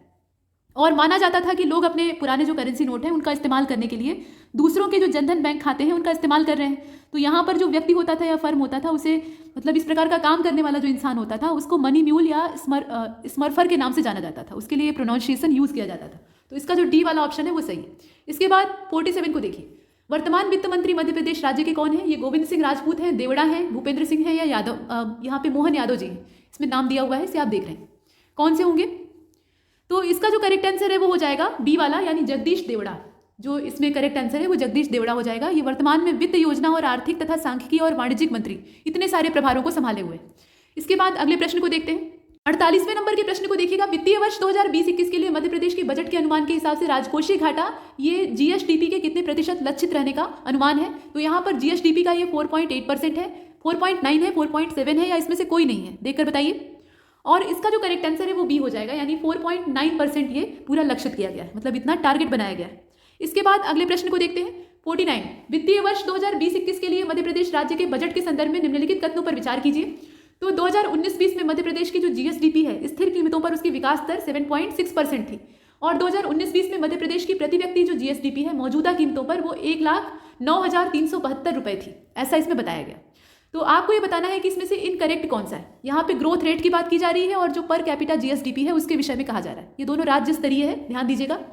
इसमें से जो गलत है उसको आपको चूज करना है। प्रश्न आपके सामने, और इसका जो करेक्ट आंसर है वो डी हो जाएगा। ना तो पहला गलत है और ना ही दूसरा गलत है, इसीलिए हम डी का चुनाव करते हैं। 2020-21 का जो पूरा आंकड़ा है मध्य प्रदेश का, उसमें सकल राज्य घरेलू उत्पाद यानी जो जीएसडीपी होता है वर्तमान कीमतों पर, वो यहाँ अगर पूरा इसका आंकड़ा देखें तो 9,49,103 करोड़ रुपए रहने का अनुमान है। ये पूरा आइडिया है, अनुमान लगाया गया है। और जीएसडीपी का जो संशोधित अनुमान है उससे ये 4.7% ज़्यादा है। ठीक है, 2019-20 में मध्य प्रदेश की जो जीएसडीपी है वो स्थिर कीमतों पर विकास दर का 7.6% थी। ये सब चीज़ें सही हैं। आगे बढ़ते हैं। इसका 10 जो डी वाला है वो सही हो जाएगा, जिसमें कहा गया है कि नाइदर 1 नॉर 2। इसमें गलत खोजना था तो गलत कुछ भी नहीं है। प्रश्न संख्या 50 को देखिए। मध्य प्रदेश के रायसेन जिले में राज्य स्तरीय किसान महासम्मेलन का आयोजन कब किया गया था, वो डेट आपको बतानी है। तो 2020 में ये दिसंबर में 18 तारीख को किया गया था, 19 तारीख को किया गया था, 20 को किया गया था, या 16 दिसंबर को ऑर्गेनाइज किया गया था। डेट देख लीजिए इसमें से। और इसका जो करेक्ट आंसर है वो हो जाएगा इसमें से ए वाला। ए का मतलब ये है कि जो 18 दिसंबर 2020 की तारीख है उसमें राज्य स्तरीय किसान महासम्मेलन का आयोजन मध्य प्रदेश में किया जाता है। खरीफ फसल वर्ष 2020-21 का समय है। उसमें बाढ़, अतिवृष्टि, कीट प्रकोप तथा फसल को जो भी नुकसान पहुंचता है उसमें किसानों को राहत पहुंचाने के लिए राहत राशि का वितरण किया गया। और 18 दिसंबर 2020 को राज्य स्तरीय किसान महासम्मेलन ये मध्य प्रदेश में आयोजित किया गया। रायसेन जिले में इसको मुख्यमंत्री जी के द्वारा आरंभ किया गया। तो इसका जो ए वाला है वो सही। इसके बाद अगले प्रश्न को देखते हैं। 51, तमोर पिंगला वन्यजीव अभ्यारण्य यानी वाइल्ड लाइफ सेंचुरी, इसकी सिचुएशन यानी लोकेशन कहाँ पर है? तो ये रायगढ़ जिले का जो पूर्वी छोर है वहाँ पे स्थित है। मिर्जापुर जिले में है, वाराणसी में है, या शहडोल में है? 2 यूपी के और 2 एमपी के, इसमें से कौन सा होगा बताइए। और इसका जो करेक्ट आंसर है वो सी हो जाएगा। यहां अगर देखा जाए वो हो जाएगा वाराणसी जिले के दक्षिण में। मतलब यहाँ पे लोकेशन जो है वो ये नहीं है कि राज्य वाराणसी मतलब उत्तर प्रदेश का वाराणसी जिला है वहां पर है, उसके दक्षिण की लोकेशन यहाँ पे सही बैठती है। तो दिशा के हिसाब से उसके साउथ में होगा। और इसकी एग्जैक्ट लोकेशन कौन सी है? तो तमोर पिंगला जो वाइल्ड लाइफ सेंचुरी है ये सूरजपुर जिले छत्तीसगढ़ में स्थित है। और भारत में इसकी लोकेशन है, ये तो पक्का है। और उसके साथ साथ तमोर हिल और पिंगला नाला जो है उसी के नाम पे इसको जोड़ कर रख दिया गया है, तमोर पिंगला। तो इसकी एग्जैक्ट लोकेशन कहाँ पे है? ये सूरजपुर जिला छत्तीसगढ़ का है और ये पुरानी और प्रमुख विशेषताओं के तौर पे इसे देखा जा रहा है। इसकी स्थापना का जो वर्ष है वो 1978 है। तो फिलहाल इसका जो करेक्ट आंसर है वो साउथ ऑफ वाराणसी डिस्ट्रिक्ट होगा। इसका मतलब ये मत समझिएगा कि ये राज्य जो है ये उत्तर प्रदेश है, इसका राज्य कौन सा होगा? छत्तीसगढ़ होगा। इसके बाद अगले प्रश्न को देखते हैं 52। नोकरेक नेशनल पार्क के संदर्भ में कुछ कथन यहाँ दिए हैं, उसमें से आपको गलत की तलाश करनी है। तो नोकरेक नेशनल पार्क मेघालय के वेस्ट गारो हिल्स जिले में स्थित है। 1992 में भारत के राष्ट्रीय उद्यान के रूप में इसे सम्मिलित किया गया और नोकरेक नेशनल पार्क में रेड पांडा की जो अतिमांश आबादी है यानी जो रिमेंट पॉपुलेशन है वो शामिल होती है। तो आप बताइए कि इसमें से गलत कौन सा है? यहाँ पे नोकरेक की बात हो रही है, इसमें अगर देखा जाए तो बी वाला हो जाएगा, दूसरा वाला इसमें गलत है। इसमें अगर लोकेशन के तौर पे आप देखें तो सही है, लेकिन जो दूसरा वाला स्टेटमेंट कहा गया है इसमें बात सही नहीं है और हमें गलत का ही इसमें तलाश करना था। देखिए नोकरेक नेशनल पार्क और नोकरेक बायोस्फीयर रिजर्व ये कोर क्षेत्र ये मेघालय की जो वेस्ट गारो हिल्स है वहाँ पे पड़ता है और तुकापीर जो स्थिति है वहाँ से लगभग 2 किलोमीटर दूर एक राष्ट्रीय उद्यान के तौर पे इसकी हैसियत है। यूनेस्को ने इसे 2009 जो मई का महीना था उसमें एक राष्ट्रीय उद्यान और बायोस्फीयर रिजर्व की सूची में शामिल किया। मतलब इसे जो यूनेस्को का मैप प्रोग्राम होता है यानी मैन एंड बायोस्फीयर उसके अंतर्गत शामिल किया गया और 1985 में भारत के राष्ट्रीय उद्यान के रूप में इसे राजपत्रित किया गया और यहाँ पे रेड पांडा की जो आबादी है वो पाई जाती है। तो इतनी सारी बातें हैं, इसमें जो डेट है वो गलत है, ये 1985 होगा न कि 1992 और इसीलिए हम बी का चयन करते हैं। अगले प्रश्न को देखते हैं 53। कांगो नदी के बारे में इसमें से गलत कौन सा है? तो नीचे दिया हुआ है 2 स्टेटमेंट। पहले वाले में कहा गया कि it is the second longest river in Africa, Africa महाद्वीप में ये दूसरी सबसे लंबी नदी है और इसका जो ओरिजिन है वो नॉर्थ ईस्टर्न जाम्बिया का जो हाईलैंड वाला पोर्शन है वहां से होता है, यानी उच्च भूमि से ये निकलती है जाम्बिया के। तो आप बताइए इसमें से जो कांगो नदी है उसके बारे में गलत क्या है? पूरा प्रश्न आपने देखा और इसका जो करेक्ट आंसर है वो डी हो जाएगा। ना तो पहला गलत है और ना ही दूसरा गलत है, दोनों सही हैं और इसीलिए हम डी का चयन करते हैं और आगे चलते हैं। कांगो नदी के बारे में अगर देखें तो ये जो पश्चिमी मध्य अफ्रीका है उसकी एक नदी के तौर पे है और इसकी लंबाई करीब 4700 किलोमीटर है। मील में अगर देखा जाए तो 2900 मील है और नील नदी के बाद ये महाद्वीप की दूसरी सबसे लंबी नदी है। सबसे लंबी कौन सी है? नील है, दुनिया में भी है और पूरे महाद्वीप में अगर देखा जाए तो सेकंड जो लॉन्गेस्ट है वो यही है, कांगो नदी है, इसे हमने देखा। इसके बाद आगे चलते हैं, अगले प्रश्न को देखते हैं 54 को। देखिए यहाँ लिस्ट 1 और लिस्ट 2 दिया हुआ है। तो लिस्ट 1 में कुछ फसलों और उत्पादों के नाम दिए हैं और लिस्ट 2 में ये किस मौसम की फसल है यानी रबी, खरीफ और जायद वो दिया हुआ है, या फिर कैश कॉर्प है ये भी दिया हुआ है। तो काबुली चना यहाँ आप देख रहे हैं, इसके अलावा ज्वार है, करेला है और कपास है, इसे आप देख पा रहे हैं यहाँ पे। चिकपी है, ज्वार है, बिटर गॉर्ड है, बिटर गॉर्ड यानी करेला। उसके बाद कॉटन, इसमें से कौन सा किससे मैच करेगा देखकर बताइए। और इसका जो करेक्ट आंसर है वो हो जाएगा ए वाला। ए का मतलब ये है कि तीसरा, दूसरा, पहला, चौथा, इस हिसाब से इसे मिलाएंगे। यानी काबुली चना ये रबी की फसल है, ज्वार जो है ये खरीफ की फसल है और करेला जो है ये जायद की फसल है, जबकि कपास जो है वो नकदी फसल है, ये आपने देखा ही है। तो इसका जो करेक्ट आंसर है वो ए वाला हो जाएगा। आगे बढ़ते हैं, अगले प्रश्न को देखते हैं। वैसे करेले के बारे में अगर देखा जाए तो ये जायद की फसल है और भारत में उत्पन्न हुई ये 14वीं शताब्दी में।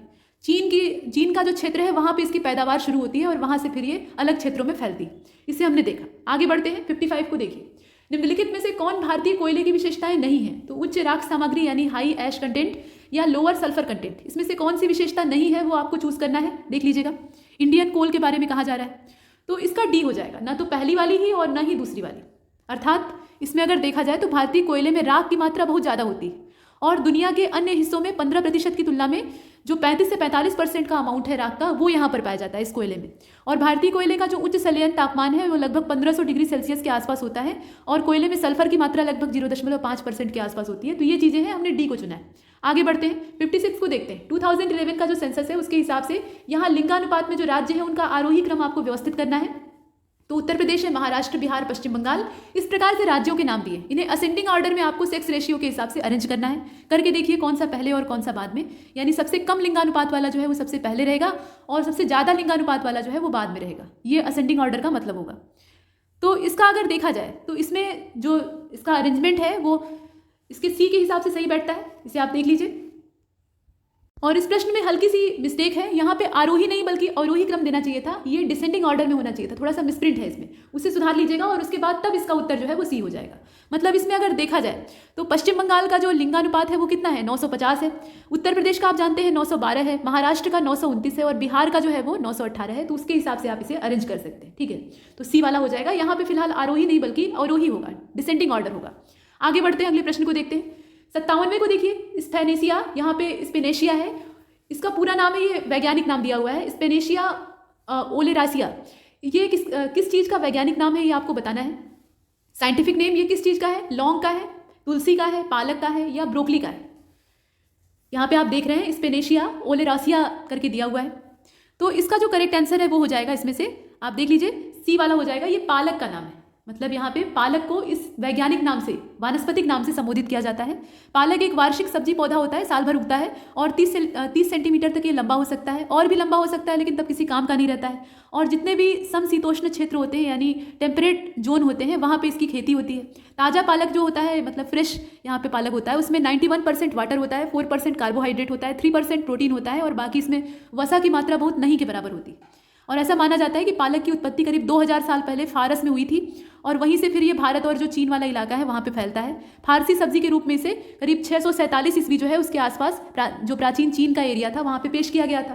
तो ये बात हो रही है पालक की। इसके बाद आगे बढ़ते हैं, अगले प्रश्न को देखते हैं। यहाँ पे बागुइयो, इसके बारे में कहा गया है कि ये किससे संबंधित है। ये फिलीपींस से जुड़ा हुआ है, जापान से, चाइना से या ऑस्ट्रेलिया से। ये नाम जो है ये किससे संबंधित है बताइए। तो पहले तो आपको ये पता होना चाहिए कि ये है क्या चीज़। तो असल में ये एक तूफान का नाम है, ये एक चक्रवाती तूफान है, इसे आप देख रहे हैं। अब ये किस क्षेत्र का है, तो इसका जो करेक्ट आंसर है वो ए हो जाएगा, यानी फिलीपींस। ये जो बाउइगो है ये फिलीपीन द्वीप के समूह वाले क्षेत्र में पूरा उष्णकटिबंधीय चक्रवात के तौर पे देखा जाता है, भयंकर तूफान होता है।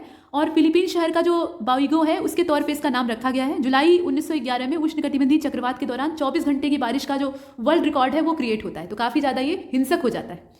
इसके बाद आगे बढ़ते हैं, अगले प्रश्न को देखते हैं। प्रश्न संख्या 59, मकर रेखा निम्नलिखित में से किन देशों से होकर गुजरती है। जैसे ट्रॉपिक ऑफ कैंसर ये नॉर्दर्न जो हेमिस्फीयर है वहाँ पे है, उसी प्रकार से ठीक वही लोकेशन जो अक्षांशीय स्थिति है वो साउथ की तरफ बढ़ेंगे तो जो साउदर्न हेमिस्फीयर है वहाँ पे ट्रॉपिक ऑफ कैप्रिकॉर्न की होती है। इसमें बोत्सवाना से होकर ये गुजरती है, टोंगा से, पराग्वे से, नामीबिया से। कहाँ से, किन कंट्रीज से होकर ये पास करती है ये आपको देखना है। यहाँ पर बात ट्रॉपिक ऑफ कैप्रिकॉर्न की हो रही है, सावधानी से देखिएगा। तो अगर आप देखें तो इसका डी वाला हो जाएगा। ये सभी देश तो इसके रेंज में आते हैं, मकर रेखा इन सभी को क्रॉस करती है। और आप ये भी जानते हैं कि जो दक्षिणी गोलार्ध है वहाँ पे स्थलीय अवस्थिति कम है और पानी ज़्यादा है, उत्तरी गोलार्ध में स्थलों की संख्या ज़्यादा है, तो कम से कम क्षेत्रों को ये क्रॉस करेगी। फिलहाल ये क्षेत्र हैं और भी इसमें नाम आते हैं, जैसे कि ब्राज़ील है, पराग्वे है, अर्जेंटीना, चिली, फ्रेंच पोलिनेशिया है, बोत्सवाना, ऑस्ट्रेलिया, मेडागास्कर, मोजाम्बिक, दक्षिण अफ्रीका, टोंगा, नामीबिया, ये सब मकर रेखा पर स्थित है, तो इन्हें आप देख सकते हैं। इसके बाद आगे बढ़ते हैं, क्वेश्चन नंबर 60 को देखिए। निम्नलिखित में से कौन सा सही ढंग से मेल नहीं खाता है। तो यहाँ पर पोर्ट दिया हुआ है, ये सी पोर्ट है और राज्यों का नाम दिया है। तो नावा शेवा दिया हुआ है, ये पोर्ट का नाम यहाँ आप देख रहे हैं, नावा शेवा। इसके बाद इसमें आपको ये बताना है कि कौन सा करेक्टली मैच नहीं है, जो सही ढंग से मेल नहीं खाता है वही आपको चूज करना है। तो नावा शेवा महाराष्ट्र, इसके बाद अलेप्पी केरल, एन्नोर तमिलनाडु, काकीनाडा ओडिशा। कौन सा इसमें इनकरेक्ट मैच है वो खोजिए। तो इसका जो करेक्ट आंसर है वो डी वाला हो जाएगा, जिसमें काकीनाडा और ओडिशा दे रखा है। काकीनाडा पोर्ट जो है ये भारत के पूर्वी तट पे काकीनाडा में स्थित है और ये विशाखापत्तनम जो पोर्ट है वहाँ से करीब 170 किलोमीटर साउथ में पड़ता है, इसकी लोकेशन है। और काफ़ी बड़ा एरिया इसका है। और एंकरेज पोर्ट, मतलब काकीनाडा एंकरेज पोर्ट, ये काकीनाडा द्वीप, इसके अलावा water port, Kakinada fishing harbour और इसके साथ साथ शिप ब्रेकिंग यूनिट भी इसमें शामिल है। तो काफ़ी बड़ा एरिया और फैला हुआ दायरा इसका है, इसे हमने देखा। तो इसका जो मिस मैच है वो कौन सा है, डी वाला। इसके बाद नेक्स्ट क्वेश्चन नंबर 61, बीडी जत्ती का पूरा नाम क्या था, ये आपको इसमें से चूज करना है, जो कि 11 फरवरी 1977 से लेकर 25 जुलाई 1977 तक भारत के कार्यवाहक राष्ट्रपति के तौर पर रहे थे। मतलब एक्टिंग प्रेसिडेंट की हैसियत से ये इतने समय तक रहते हैं। तो इनका पूरा नाम यहाँ दिया हुआ है, बसप्पा दीवान जत्ती, वासुदेव दनप्पा जत्ती या वासुदेव दनप्पा जत्ती, या इनमें से कोई नहीं। अच्छा नाम है, इसमें से देख लीजिए। तो इनका असली नाम था बसप्पा दनप्पा जत्ती। यहाँ पे अगर आप देखें तो बसप्पा दनप्पा जत्ती, यानी जो सी वाला ऑप्शन है वही सही होता है, जिन्हें कि शॉर्टकट में कहा जाता था बीडी जत्ती। 1974 से लेकर 1979 तक ये सेवा देते हैं अपने 5वें उपराष्ट्रपति के तौर पे।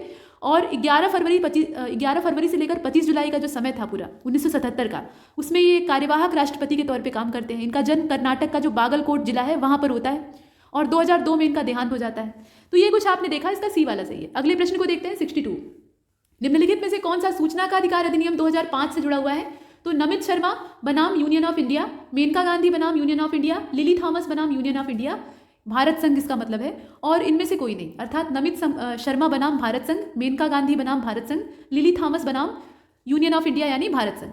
इसमें से कौन सा होगा, सूचना का अधिकार अधिनियम इससे किससे जुड़ा हुआ है। तो इसे अगर आप ध्यान से देखें तो इसका ए वाला सही होगा, नमित शर्मा बनाम भारत संघ, ये इसका करेक्ट आंसर हो जाएगा। ए को हम चुनते हैं।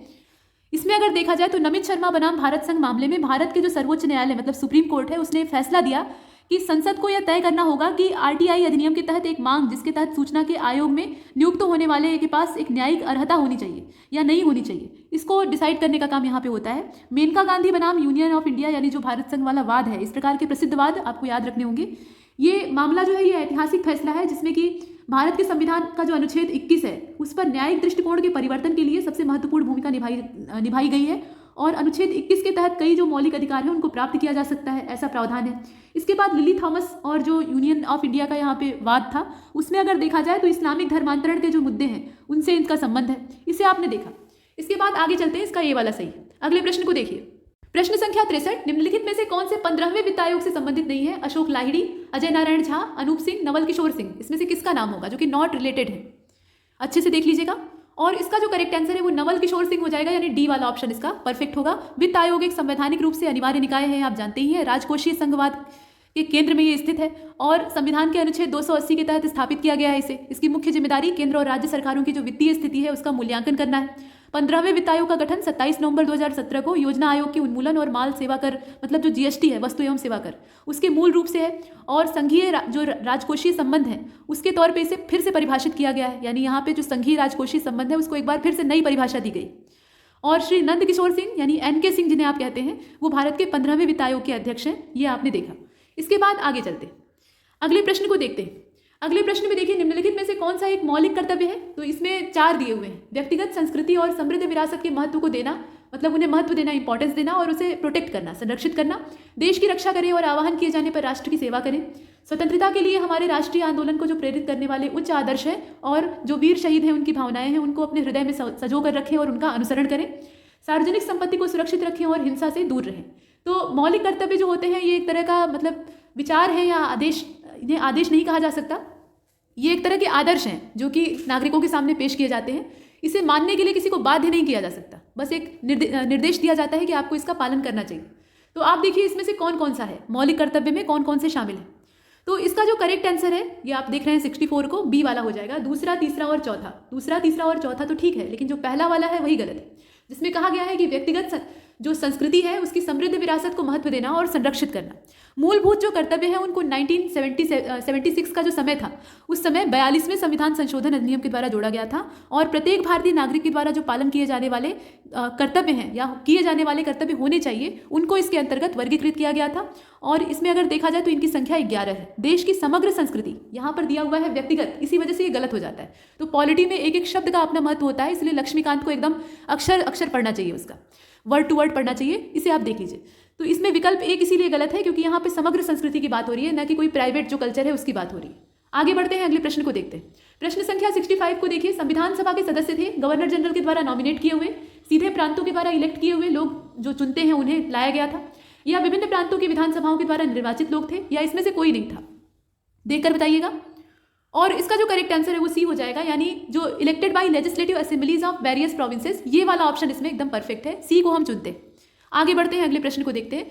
66वें को देखिए, निम्नलिखित कथनों पर विचार कीजिए। तो ऐसी स्थिति जब राज्य की जो सरकार है, माफ कीजिएगा, जो सरकार है उसकी आय और कर की रसीदें अपने खर्च को कवर करने में विफल रहती हैं तो उसे बजट का घाटा कहा जाता है। और ऐसी स्थिति जहां सरकार का व्यय राजस्व से अधिक हो जाता है उसको घाटे का वित्तीयन कहा जाता है। ये 2 चीजें इसमें दी हुई हैं, डिफेक्ट फाइनेंसिंग और जो बजटरी डिफेक्ट है उसके विषय में कहा जा रहा है। तो आपको ये बताना है कि इसमें से इनकरेक्ट कौन सा है। पूरा प्रश्न आपने देखा, विकल्प आपके सामने है, बताइए। और इसका जो करेक्ट आंसर है वो हो जाएगा डी वाला, ना तो पहला ही गलत है और ना दूसरा ही गलत है, अर्थात दोनों सही है। तो दोनों में बहस की बात नहीं है, दोनों सही है। आगे बढ़ते हैं, अगले प्रश्न को देखते हैं। 67वें में देखिए, इसमें कहा गया कि कौन सा आरबीआई का एक कार्य नहीं है, रिजर्व बैंक ऑफ इंडिया, इसका इसमें से एक कोई काम नहीं है और वो कौन सा है?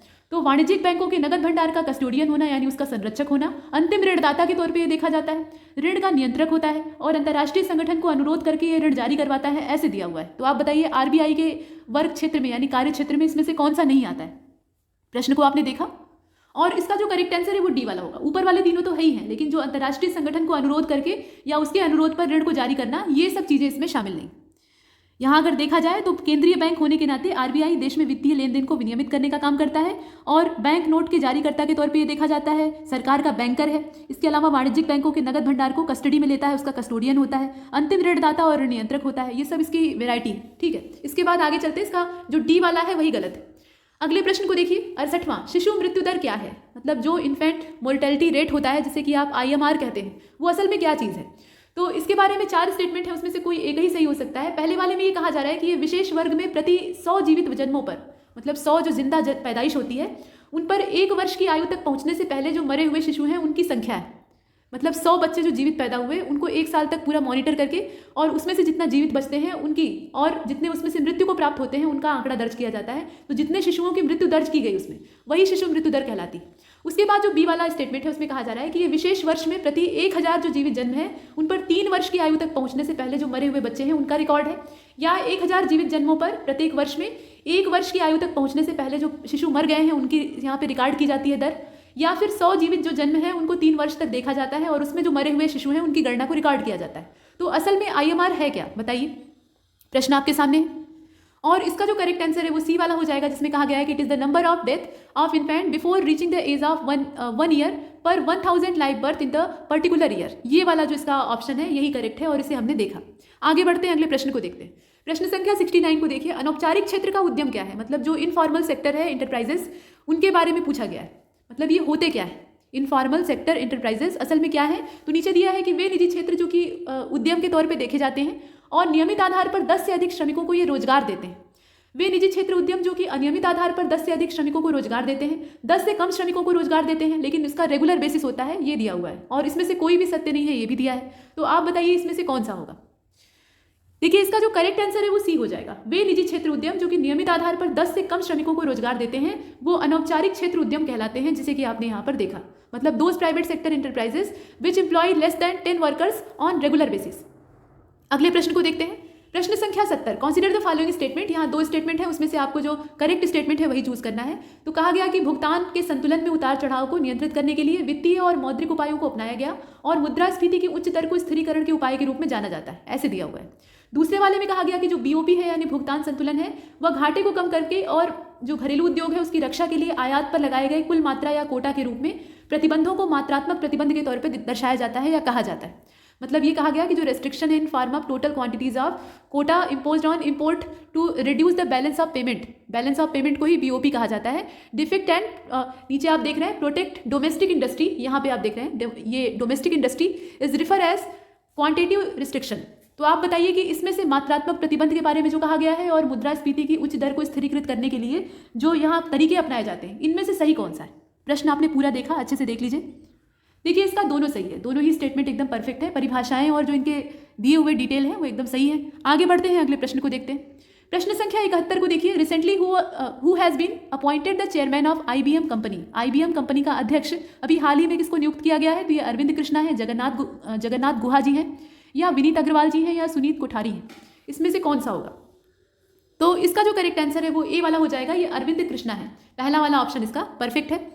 ये निदेशक मंडल जो है इन्होंने CEO के तौर पे अरविंद कृष्णा को अपना अध्यक्ष नियुक्त किया है और इससे पहले जो थे वो गिन्नी रोमिट्टी थे। मतलब इससे मुख्य कार्यकारी अधिकारी, यहाँ अगर देखा जाए उन्होंने कार्यकारी अध्यक्ष और पूर्व मुख्य कार्यकारी अधिकारी गिन्नी रोमिट्टी से अपने पदभार को संभाला, जो कि 2020 के अंत में रिटायर हो गए थे। तो इनके पूर्ववर्ती का नाम भी आपको याद रखना चाहिए, तो उनका नाम है गिन्नी रोमिट्टी। इसके बाद अगले प्रश्न को देखते हैं। 72, भारत का पहला मॉस यानी काई गार्डन ये कहाँ पर इस्टेब्लिश किया गया है, ये आपको बताना है। तो ये नैनीताल उत्तराखंड में है। सभी उत्तराखंड की ही लोकेशन है या फिर इसमें से कोई नहीं का विकल्प दिया है, तो आप देख लीजिए नैनीताल, देहरादून, चमोली, या इसमें से कोई नहीं। इसमें से आप देखिए तो इसका जो करेक्ट आंसर है वो ए हो जाएगा, यानी नैनीताल उत्तराखंड, यहाँ पे इसे एस्टेब्लिश किया गया है। भारत का पहला मॉस गार्डन ये नैनीताल उत्तराखंड में जो खुरपाताल क्षेत्र है वहाँ पे लिंगधार गांव में एस्टेब्लिश किया गया है।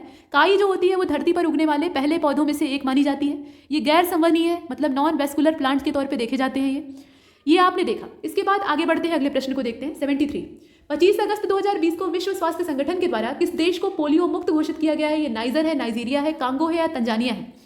ये डेट देख लीजिएगा, 25 अगस्त 2020। और इसका जो करेक्ट आंसर है वो बी हो जाएगा, ये नाइजीरिया है, जिसको कि यहाँ पे पोलियो फ्री घोषित किया गया है। और नाइजीरिया नवीनतम देश है जहाँ पे आधिकारिक तौर पर पोलियो वायरस का स्थानिक संचरण समाप्त हो गया है। ये अंतिम जो यहाँ पर केस देखा गया वो 2016 का था, उसके बाद से नहीं देखा गया। अगले प्रश्न को देखते हैं। प्रश्न संख्या 74, 15वें वित्त आयोग के द्वारा प्रस्तुत रिपोर्ट का शीर्षक क्या है ये आपको बताना है। तो finance commission and COVID times ये दिया हुआ है, finance commission and COVID times. यहाँ पे देखिए थोड़ा सा फर्क है, finance commission and COVID times. इसके बाद finance commission in COVID times, and और इनका फर्क है। उसके बाद finance commission to COVID times और नॉन ऑफ द एबव, इस प्रकार का भी विकल्प है। तो इसमें से कौन सा होगा? देखिए, इसको अगर देखा जाए तो इसका करेक्ट आंसर हो जाएगा बी वाला, finance commission in COVID times, यानी वित्त आयोग कोविड काल के दौरान, कोविड महामारी के दौरान। तो एनके सिंह की अध्यक्षता में, ये हमने पीछे भी देखा है, 15वें वित्त आयोग की रिपोर्ट ये 2021-22 से लेकर 2025-26 के लिए राष्ट्रपति कोविंद जी को सौंपी गई है। और एनके सिंह के द्वारा finance commission in COVID times शीर्षक के द्वारा जारी की गई ये जो रिपोर्ट है, इसमें अगर देखा जाए तो आयोग के जो सदस्य हैं उनका भी योगदान है। आयोग के सदस्यों में आप अजय नारायण झा का नाम ले सकते हैं, इसके अलावा अनूप सिंह जी हैं, इसके अलावा अशोक लाहिड़ी हैं, रमेश चंद्र हैं, ये लोग इसमें शामिल हैं। इसका बी वाला सही हो जाएगा। आगे बढ़ते हैं, अगले प्रश्न को देखते हैं। 75 जनवरी 2021 में जारी जो हेनले पासपोर्ट इंडेक्स है 2021 का, उसमें किस देश को टॉप पोजीशन प्राप्त हुई है, यानी शीर्ष स्थान प्राप्त हुआ है, इसे देख लीजिएगा। तो इसे अगर देखा जाए तो ये जापान है। जापान, न्यूजीलैंड, रूस और ब्राजील करके दिया हुआ है, तो इसमें से जो करेक्ट आंसर है वो जापान हो जाएगा, ये पहली पोजीशन पे। और इसमें अगर देखिए तो सूचकांक में ये पहले स्थान पे है। और पासपोर्ट धारक दुनिया भर के जो 191 गंतव्य हैं उसमें ये मुफ्त एक्सेस देता है, ऐसा आपने देखा। 58 का यहाँ पे अगर आप देखिए तो जो with visa free score of 58, मतलब यहाँ पे जो स्कोर है इंडिया का वो कितना है, 58 है। और उसके साथ साथ भारत की जो रैंकिंग यहाँ पे है वो 85वीं है। भारत जो है वो 85वें स्थान पे है, इसे आपने देखा। तो भारत की रैंक और प्लस जो टॉप पोजीशन वाला देश है जापान, उसकी रैंक और उसका जो पूरा डाटा है वो आपको पता होना चाहिए। इसके बाद आगे चलते हैं, अगले प्रश्न को देखते हैं। तो 76 को देखिए, द बैटल ऑफ बिलोंगिंग्स, ये किताब का नाम है, द बैटल ऑफ बिलोंगिंग्स। इस पुस्तक के लेखक कौन है? शशि थरूर है, सुमन दुबे हैं, या फिर प्रदीप गुहा है, या बिमल जालान है? ये आपने देखा। तो ये शशि थरूर के द्वारा लिखी गई किताब है, इसे आप देख रहे हैं 76। इसका जो ए वाला ऑप्शन है, माफ कीजिएगा, इसका जो ए वाला ऑप्शन है वो सही हो जाता है, ठीक है।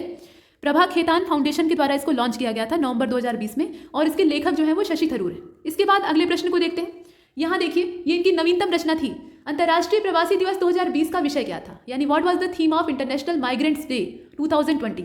तो यहाँ पर कहा गया री इमेजिनिंग ह्यूमन मोबिलिटी, री starting human mobility, migrants and mobility, या फिर री इमेजिनिंग मोबिलिटी, इस प्रकार से दिया हुआ है। तो इसमें से सही कौन सा है, कौन सा थीम वाक्य था वो आपको चूज करना है। और इसका जो करेक्ट आंसर है वो ए वाला हो जाएगा, री इमेजिनिंग ह्यूमन मोबिलिटी। ये इसका ध्येय वाक्य या थीम वाक्य था इस बार वाले दिवस का। 18 दिसंबर को प्रवासी, जो अंतर्राष्ट्रीय प्रवासी दिवस है, वो मनाया जाता है।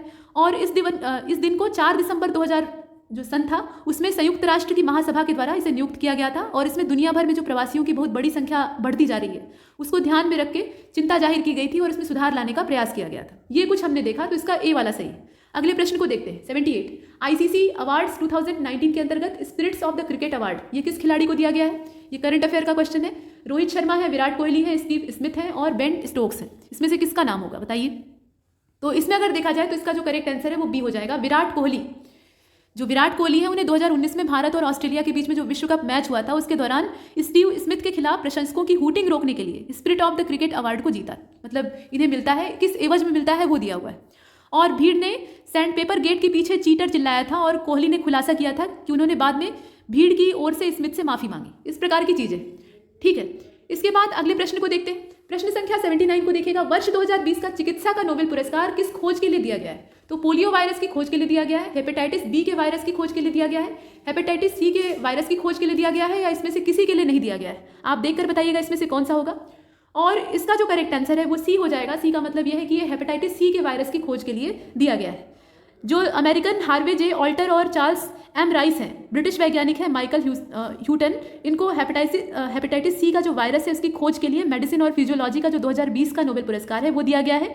और हेपेटाइटिस सी के वायरस की खोज 1982 में लाखों डीएनए के जो नमूने होते हैं उनकी जांच करके तब की जाती है। ये आविष्कार होता है। और नोबेल पुरस्कार 10 मिलियन जो स्वीडिश क्रोनर होता है, यानी करीब इसका जो अमाउंट है वो अमेरिकी डॉलर में बहुत ज़्यादा हो जाएगा, इतने अमाउंट का पुरस्कार होता है। और इसमें स्वर्ण पदक भी साथ में दिया जाता है। अल्फ्रेड नोबेल की पूरी जो वसीयत है उसी के आधार पर से शुरू किया गया था। और पहला जो नोबेल पुरस्कार है वो वर्ष 1901 में प्रोफेसर रॉन्जन को दिया गया था। फिजिक्स के क्षेत्र में जो एक्स किरणें होती हैं उनके आविष्कार के लिए इन्हें दिया जाता है। फिलहाल इसका जो सी वाला है वो सही। आगे बढ़ते हैं, अगले प्रश्न को देखते हैं। 80वें प्रश्न को देखिए। रुद्रम मिसाइल के बारे में कहा गया है कि इसका विकास किसने किया है? डीआरडीओ ने किया है, इसरो ने किया है, HAL ने किया है, या फिर नौसेना के द्वारा किया गया है, मतलब इंडियन नेवी ने किया है। तो इसका जो करेक्ट आंसर है वो ए हो जाएगा। डीआरडीओ के अलावा ऐसा कौन कर सकता है बताइए? तो डीआरडीओ ने न्यू जनरेशन जो एंटी रेडिएशन मिसाइल है नगरम, इसे रुद्रम 1 भी कहा जाता है, इसका सफल परीक्षण किया है बालासोर उड़ीसा से।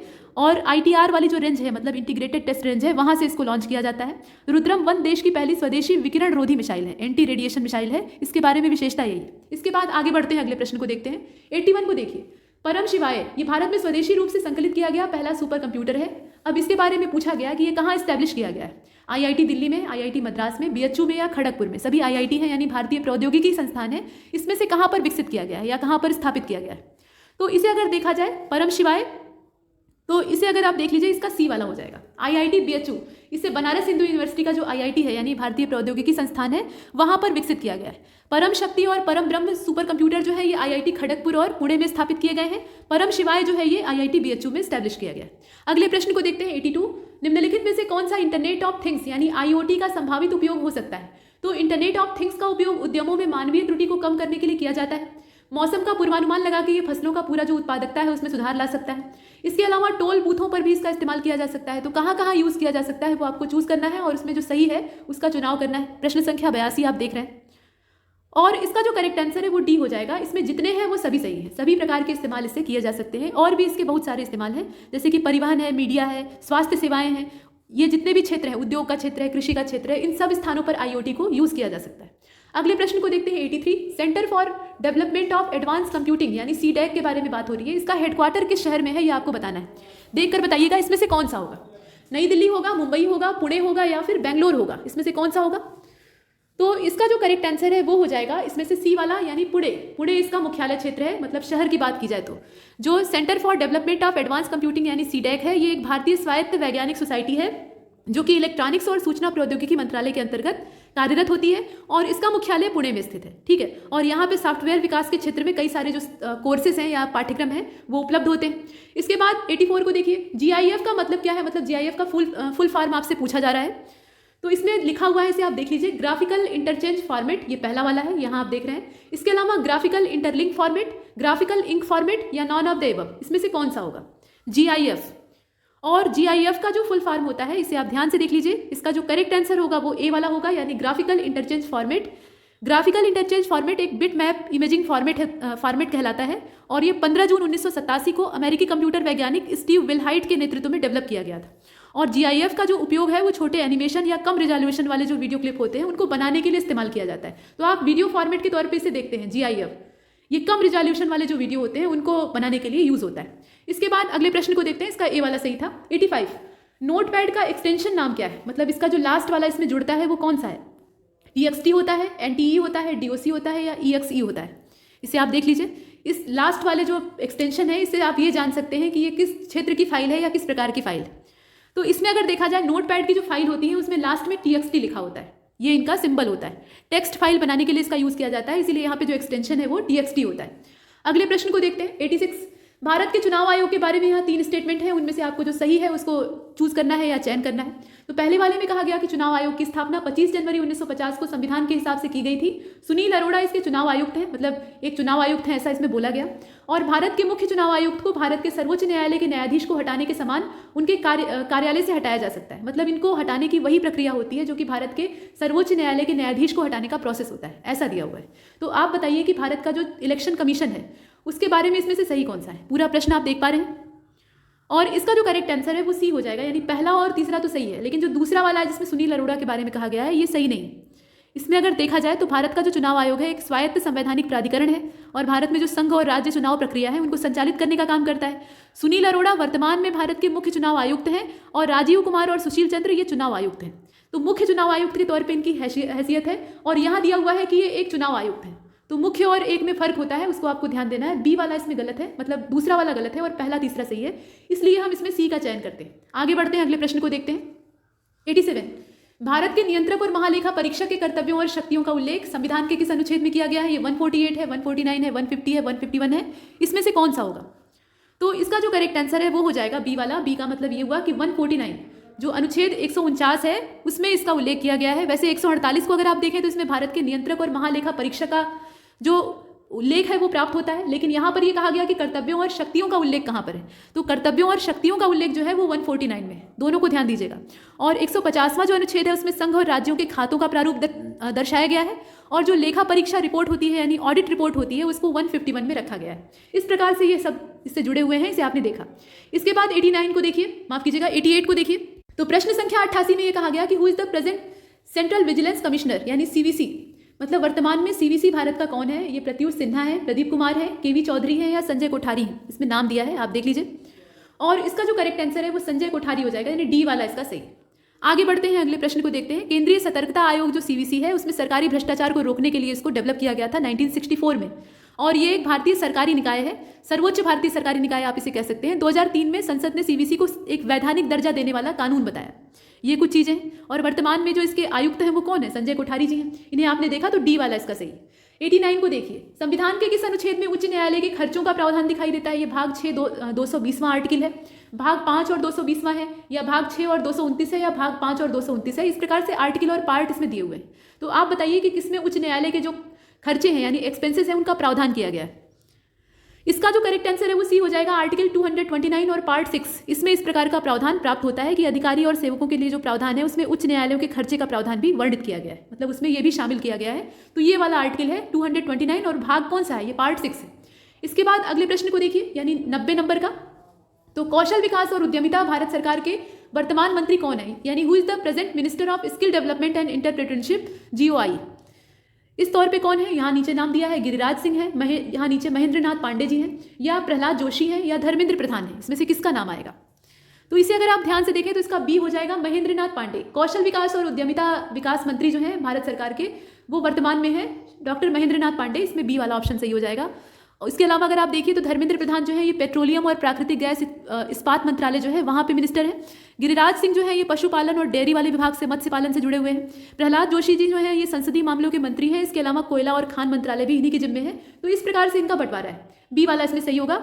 91 को देखिए, पाश्चुरीकरण निम्नलिखित में से किससे जुड़ा हुआ है? दूध के निर्जलीकरण से जुड़ा है, दूध के किण्वन से जुड़ा है, दूध के बंध्याकरण से जुड़ा है, या फिर इसमें से कोई नहीं, अर्थात dehydration of milk, fermentation of milk, sterilisation of milk, या नॉन ऑफ द एबव। इसमें से पाश्चुराइजेशन ये किससे कनेक्ट होता है? इसे अच्छे से देख लीजिएगा।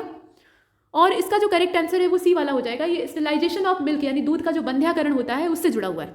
पाश्चुराइजेशन जो होता है या इसको पेप्टिसाइजेशन भी कहा जाता है, ये एक ऐसी प्रक्रिया होती है जिसमें कि पैकिंग की जाती है।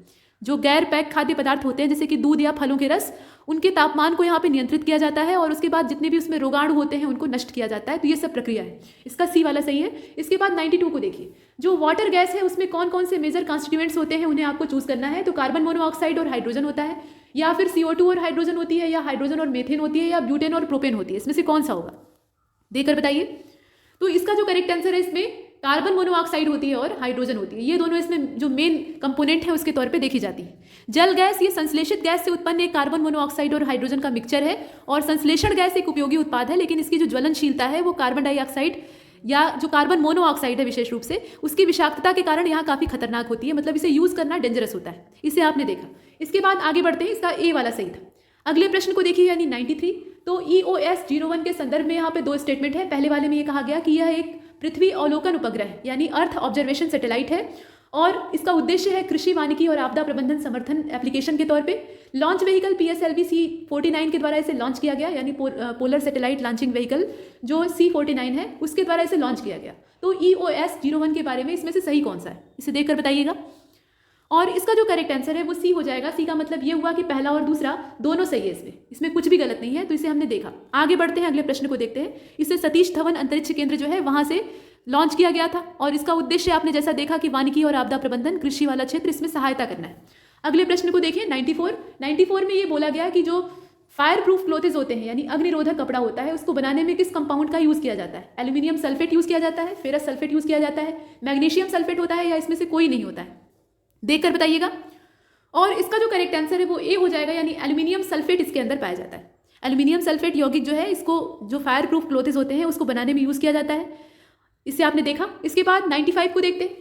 इंटरनेट प्रणाली में निम्नलिखित में से टोपोलॉजी का उपयोग कहाँ पे किया जाता है, या कौन सी टोपोलॉजी का इस्तेमाल किया जाता है, ये यहाँ पर पूछा जा रहा है। मतलब विच of the following topology is use in internet system. ये स्टार टोपोलॉजी होती है, बस टोपोलॉजी होती है, मेस टोपोलॉजी होती है, या ट्री टोपोलॉजी होती है। कौन सा स्ट्रक्चर इसका होता है, स्ट्रक्चर के आधार पर यहाँ नाम रखा गया है। तो ये ट्री शेप वाली टोपोलॉजी होती है। इसमें जो आकार होता है वो कैसा होता है, ट्री स्ट्रक्चर वाला होता है। डी को हमने चुना। इसका उपयोग इंटरनेट प्रणाली में किया जाता है, इसे आपने देखा। और टोपोलॉजी जो है मतलब ट्री टोपोलॉजी, बस टोपोलॉजी और स्टार टोपोलॉजी, इन दोनों का संयोजन होती है। ट्री टोपोलॉजी जो होती है उसमें बस टोपोलॉजी और स्टार टोपोलॉजी को आपस में मिला दिया जाता है, और इनके जो नोड्स होते हैं उनको जोड़कर इसे पेश किया जाता है। तो इसका जो डी वाला ऑप्शन है वो सही हो जाएगा। 96 को देखते हैं। कोविशील्ड वैक्सीन का निर्माता और डेवलपर इसमें से कौन सा है? ये सीरम इंस्टीट्यूट और भारतीय चिकित्सा अनुसंधान परिषद यानी ICMR है, या रेड्डीज लेबोरेटरी लिमिटेड है, या वायरोलॉजी इंस्टीट्यूट ऑफ इंडिया है, या भारत बायोटेक है? इसमें से कौन सा होगा, देखकर बताइए। यहाँ पर बात हो रही है कोविशील्ड की। तो कोविशील्ड को आप भी जानते हैं किसने विकसित किया था? सीरम इंस्टीट्यूट और भारतीय चिकित्सा अनुसंधान परिषद यानी ICMR अर्थात Indian Council of Medical Research, इन दोनों के सौजन्य से डेवलप किया जाता है। इसे आपने देखा। इसके बाद अगले प्रश्न को देखते हैं 97 में कहा गया कि आरोग्य सेतु ऐप ये किस एप्लीकेशन से जुड़ा हुआ है? क्वारंटाइन केंद्र लोकेटर के तौर पे, कोविड-19 की जानकारी के तौर पे, कॉन्टैक्ट ट्रेसिंग के तौर पे, या इसमें से कोई नहीं? कौन सा होगा बताइए। तो इसका जो करेक्ट आंसर है वो हो जाएगा कॉन्टैक्ट ट्रेसिंग के तौर पे से यूज़ किया जाता है, मतलब उससे इसका संबंध है। इसे आपने देखा। और आरोग्य सेतु ऐप जो है ये लगातार लोकेशन से संबंधित जानकारियां यानी GPS और ब्लूटूथ की जो तकनीक है उसके माध्यम से लगातार उसका इस्तेमाल करके पता लगाता है ताकि लोगों को सोशल डिस्टेंसिंग प्रोटोकॉल का पालन करने के लिए सतर्क किया जा सके। ये कुछ चीज़ें हैं। तो कोरोना काल के सारे एप्लीकेशन है, इन्हें आपने देखा। 98 को देखिए, लिथोफाइट्स क्या होते हैं? लिथोफाइट्स है क्या चीज़? ये मिट्टी में उगने वाले पौधे हैं। एक चीज़ तो कन्फर्म है कि ये पौधा है, लेकिन कहाँ पर उगता है ये आपको पता लगाना होगा। तो ये मिट्टी में पैदा होता है, जैसा कि सभी पौधे जो हैं वो उगते हैं। चट्टानों पर उगता है, या पानी में उगता है, या रेगिस्तान में उगता है। तो आप जानते हैं कि लिथोस्फीयर से ये शब्द जुड़ा हुआ है। तो ये ऐसे पौधे होते हैं जिनका कि जन्म रॉक्स पे होता है, चट्टानों पर ये जन्म लेते हैं। और ये जो पौधे होते हैं इन्हें यहाँ अगर देखा जाए तो एपीपेट्रिक या फिर एपिलिथिक पौधों के तौर पे भी जाना जाता है। इसका दूसरा नाम जो है वो एपिलिथिक या एपीपेट्रिक भी होता है। दूसरे भी जानते रहिए। फिलहाल इसका जो बी वाला ऑप्शन है वो सही हो जाता है। 99 को देखते हैं। यहाँ अगर आप देखिए तो प्रश्न संख्या 99 में कहा गया कि पिचर प्लांट्स जो होते हैं उनके बारे में कुछ कथन दिए हैं, उस पर आप विचार कीजिए। तो पहले में कहा गया कि ये प्रकाश संश्लेषण की प्रक्रिया द्वारा अपने भोजन को संश्लेषित करने में सक्षम होते हैं, मतलब ये फोटोसिंथेसिस करते हैं। आम लोगों के मन में ये धारणा होती है ना कि मांसखोर पौधा है, ये मांसभक्षी है अर्थात कीटों को पकड़कर खाता है। तो इसका मतलब ये है कि ये फोटोसिंथेसिस नहीं करता है, तब ये सामान्य तौर पर परजीवी है, दूसरों को खाकर अपना पेट भरता है। लेकिन ऐसा नहीं है, ये फोटोसिंथेसिस करते हैं और ये ऑटोट्रॉप होते हैं, ऐसा कहा गया। और ये कीटों को पचाकर अपने लिए आवश्यक नाइट्रोजन की पूर्ति करते हैं। ये 3 स्टेटमेंट आप देख रहे हैं। तो सही कौन सा है ये आपको इसमें से चूज करना है, बताइए। और इसका जो करेक्ट आंसर है वो हो जाएगा डी वाला। इसमें तीनों ही सत्य है, कुछ भी गलत नहीं है। फोटोसिंथेसिस करके ये अपना बाकी भोजन का इंतजाम तो कर लेते हैं, लेकिन वहाँ की मिट्टी जहाँ पर ये उगे रहते हैं वहाँ नाइट्रोजन का अभाव होता है। तो नाइट्रोजन की कमी को पूरा करने के लिए ये कीड़े मकोड़े पकड़कर उन्हें खाना स्टार्ट कर देते हैं और उससे अपनी जो कमी है उसको पूरा कर लेते हैं। इसी वजह से ये नरभक्षी हो जाते हैं, माफ कीजिएगा मांसभक्षी हो जाते हैं। इसके बाद आगे चलते हैं, इसका डी वाला सही। 100 को देखिए। पीला बुखार यानी जो येलो फीवर होता है वो किसकी वजह से होता है? हाउस फ्लाई की वजह से होता है, हवा से होता है, मतलब हवा से फैलता है, या छुआछूत का रोग होता है, या इसमें से कोई नहीं होता? तो येलो फीवर आपने देखा। इसका जो करेक्ट आंसर है वो डी हो जाएगा। इसमें से किसी भी वजह से वो नहीं होता है। तो इसकी वजह असल में है क्या? इसकी वजह होती है यहाँ पे एक मच्छर है। मतलब पीला बुखार या येलो फीवर जो है ये वायरस जनित रोग है, पहली चीज़ है। और वायरस का वाहक एक मच्छर होता है जो कि एडीज जाति का हेमोगोगस प्रजाति का मच्छर होता है। वो जब काट लेता है तो इसका संक्रमण लोगों में फैल जाता है और मच्छर संक्रमित प्राइमेट पर फीड करके वायरस का अधिग्रहण करते हैं। ये इसकी विशेषता होती है। तो यहाँ पर हमने 100 क्वेश्चन कंप्लीट किए हैं और ये श्रृंखला आगे जारी रहेगी। लेकिन तब तक के लिए नमस्कार।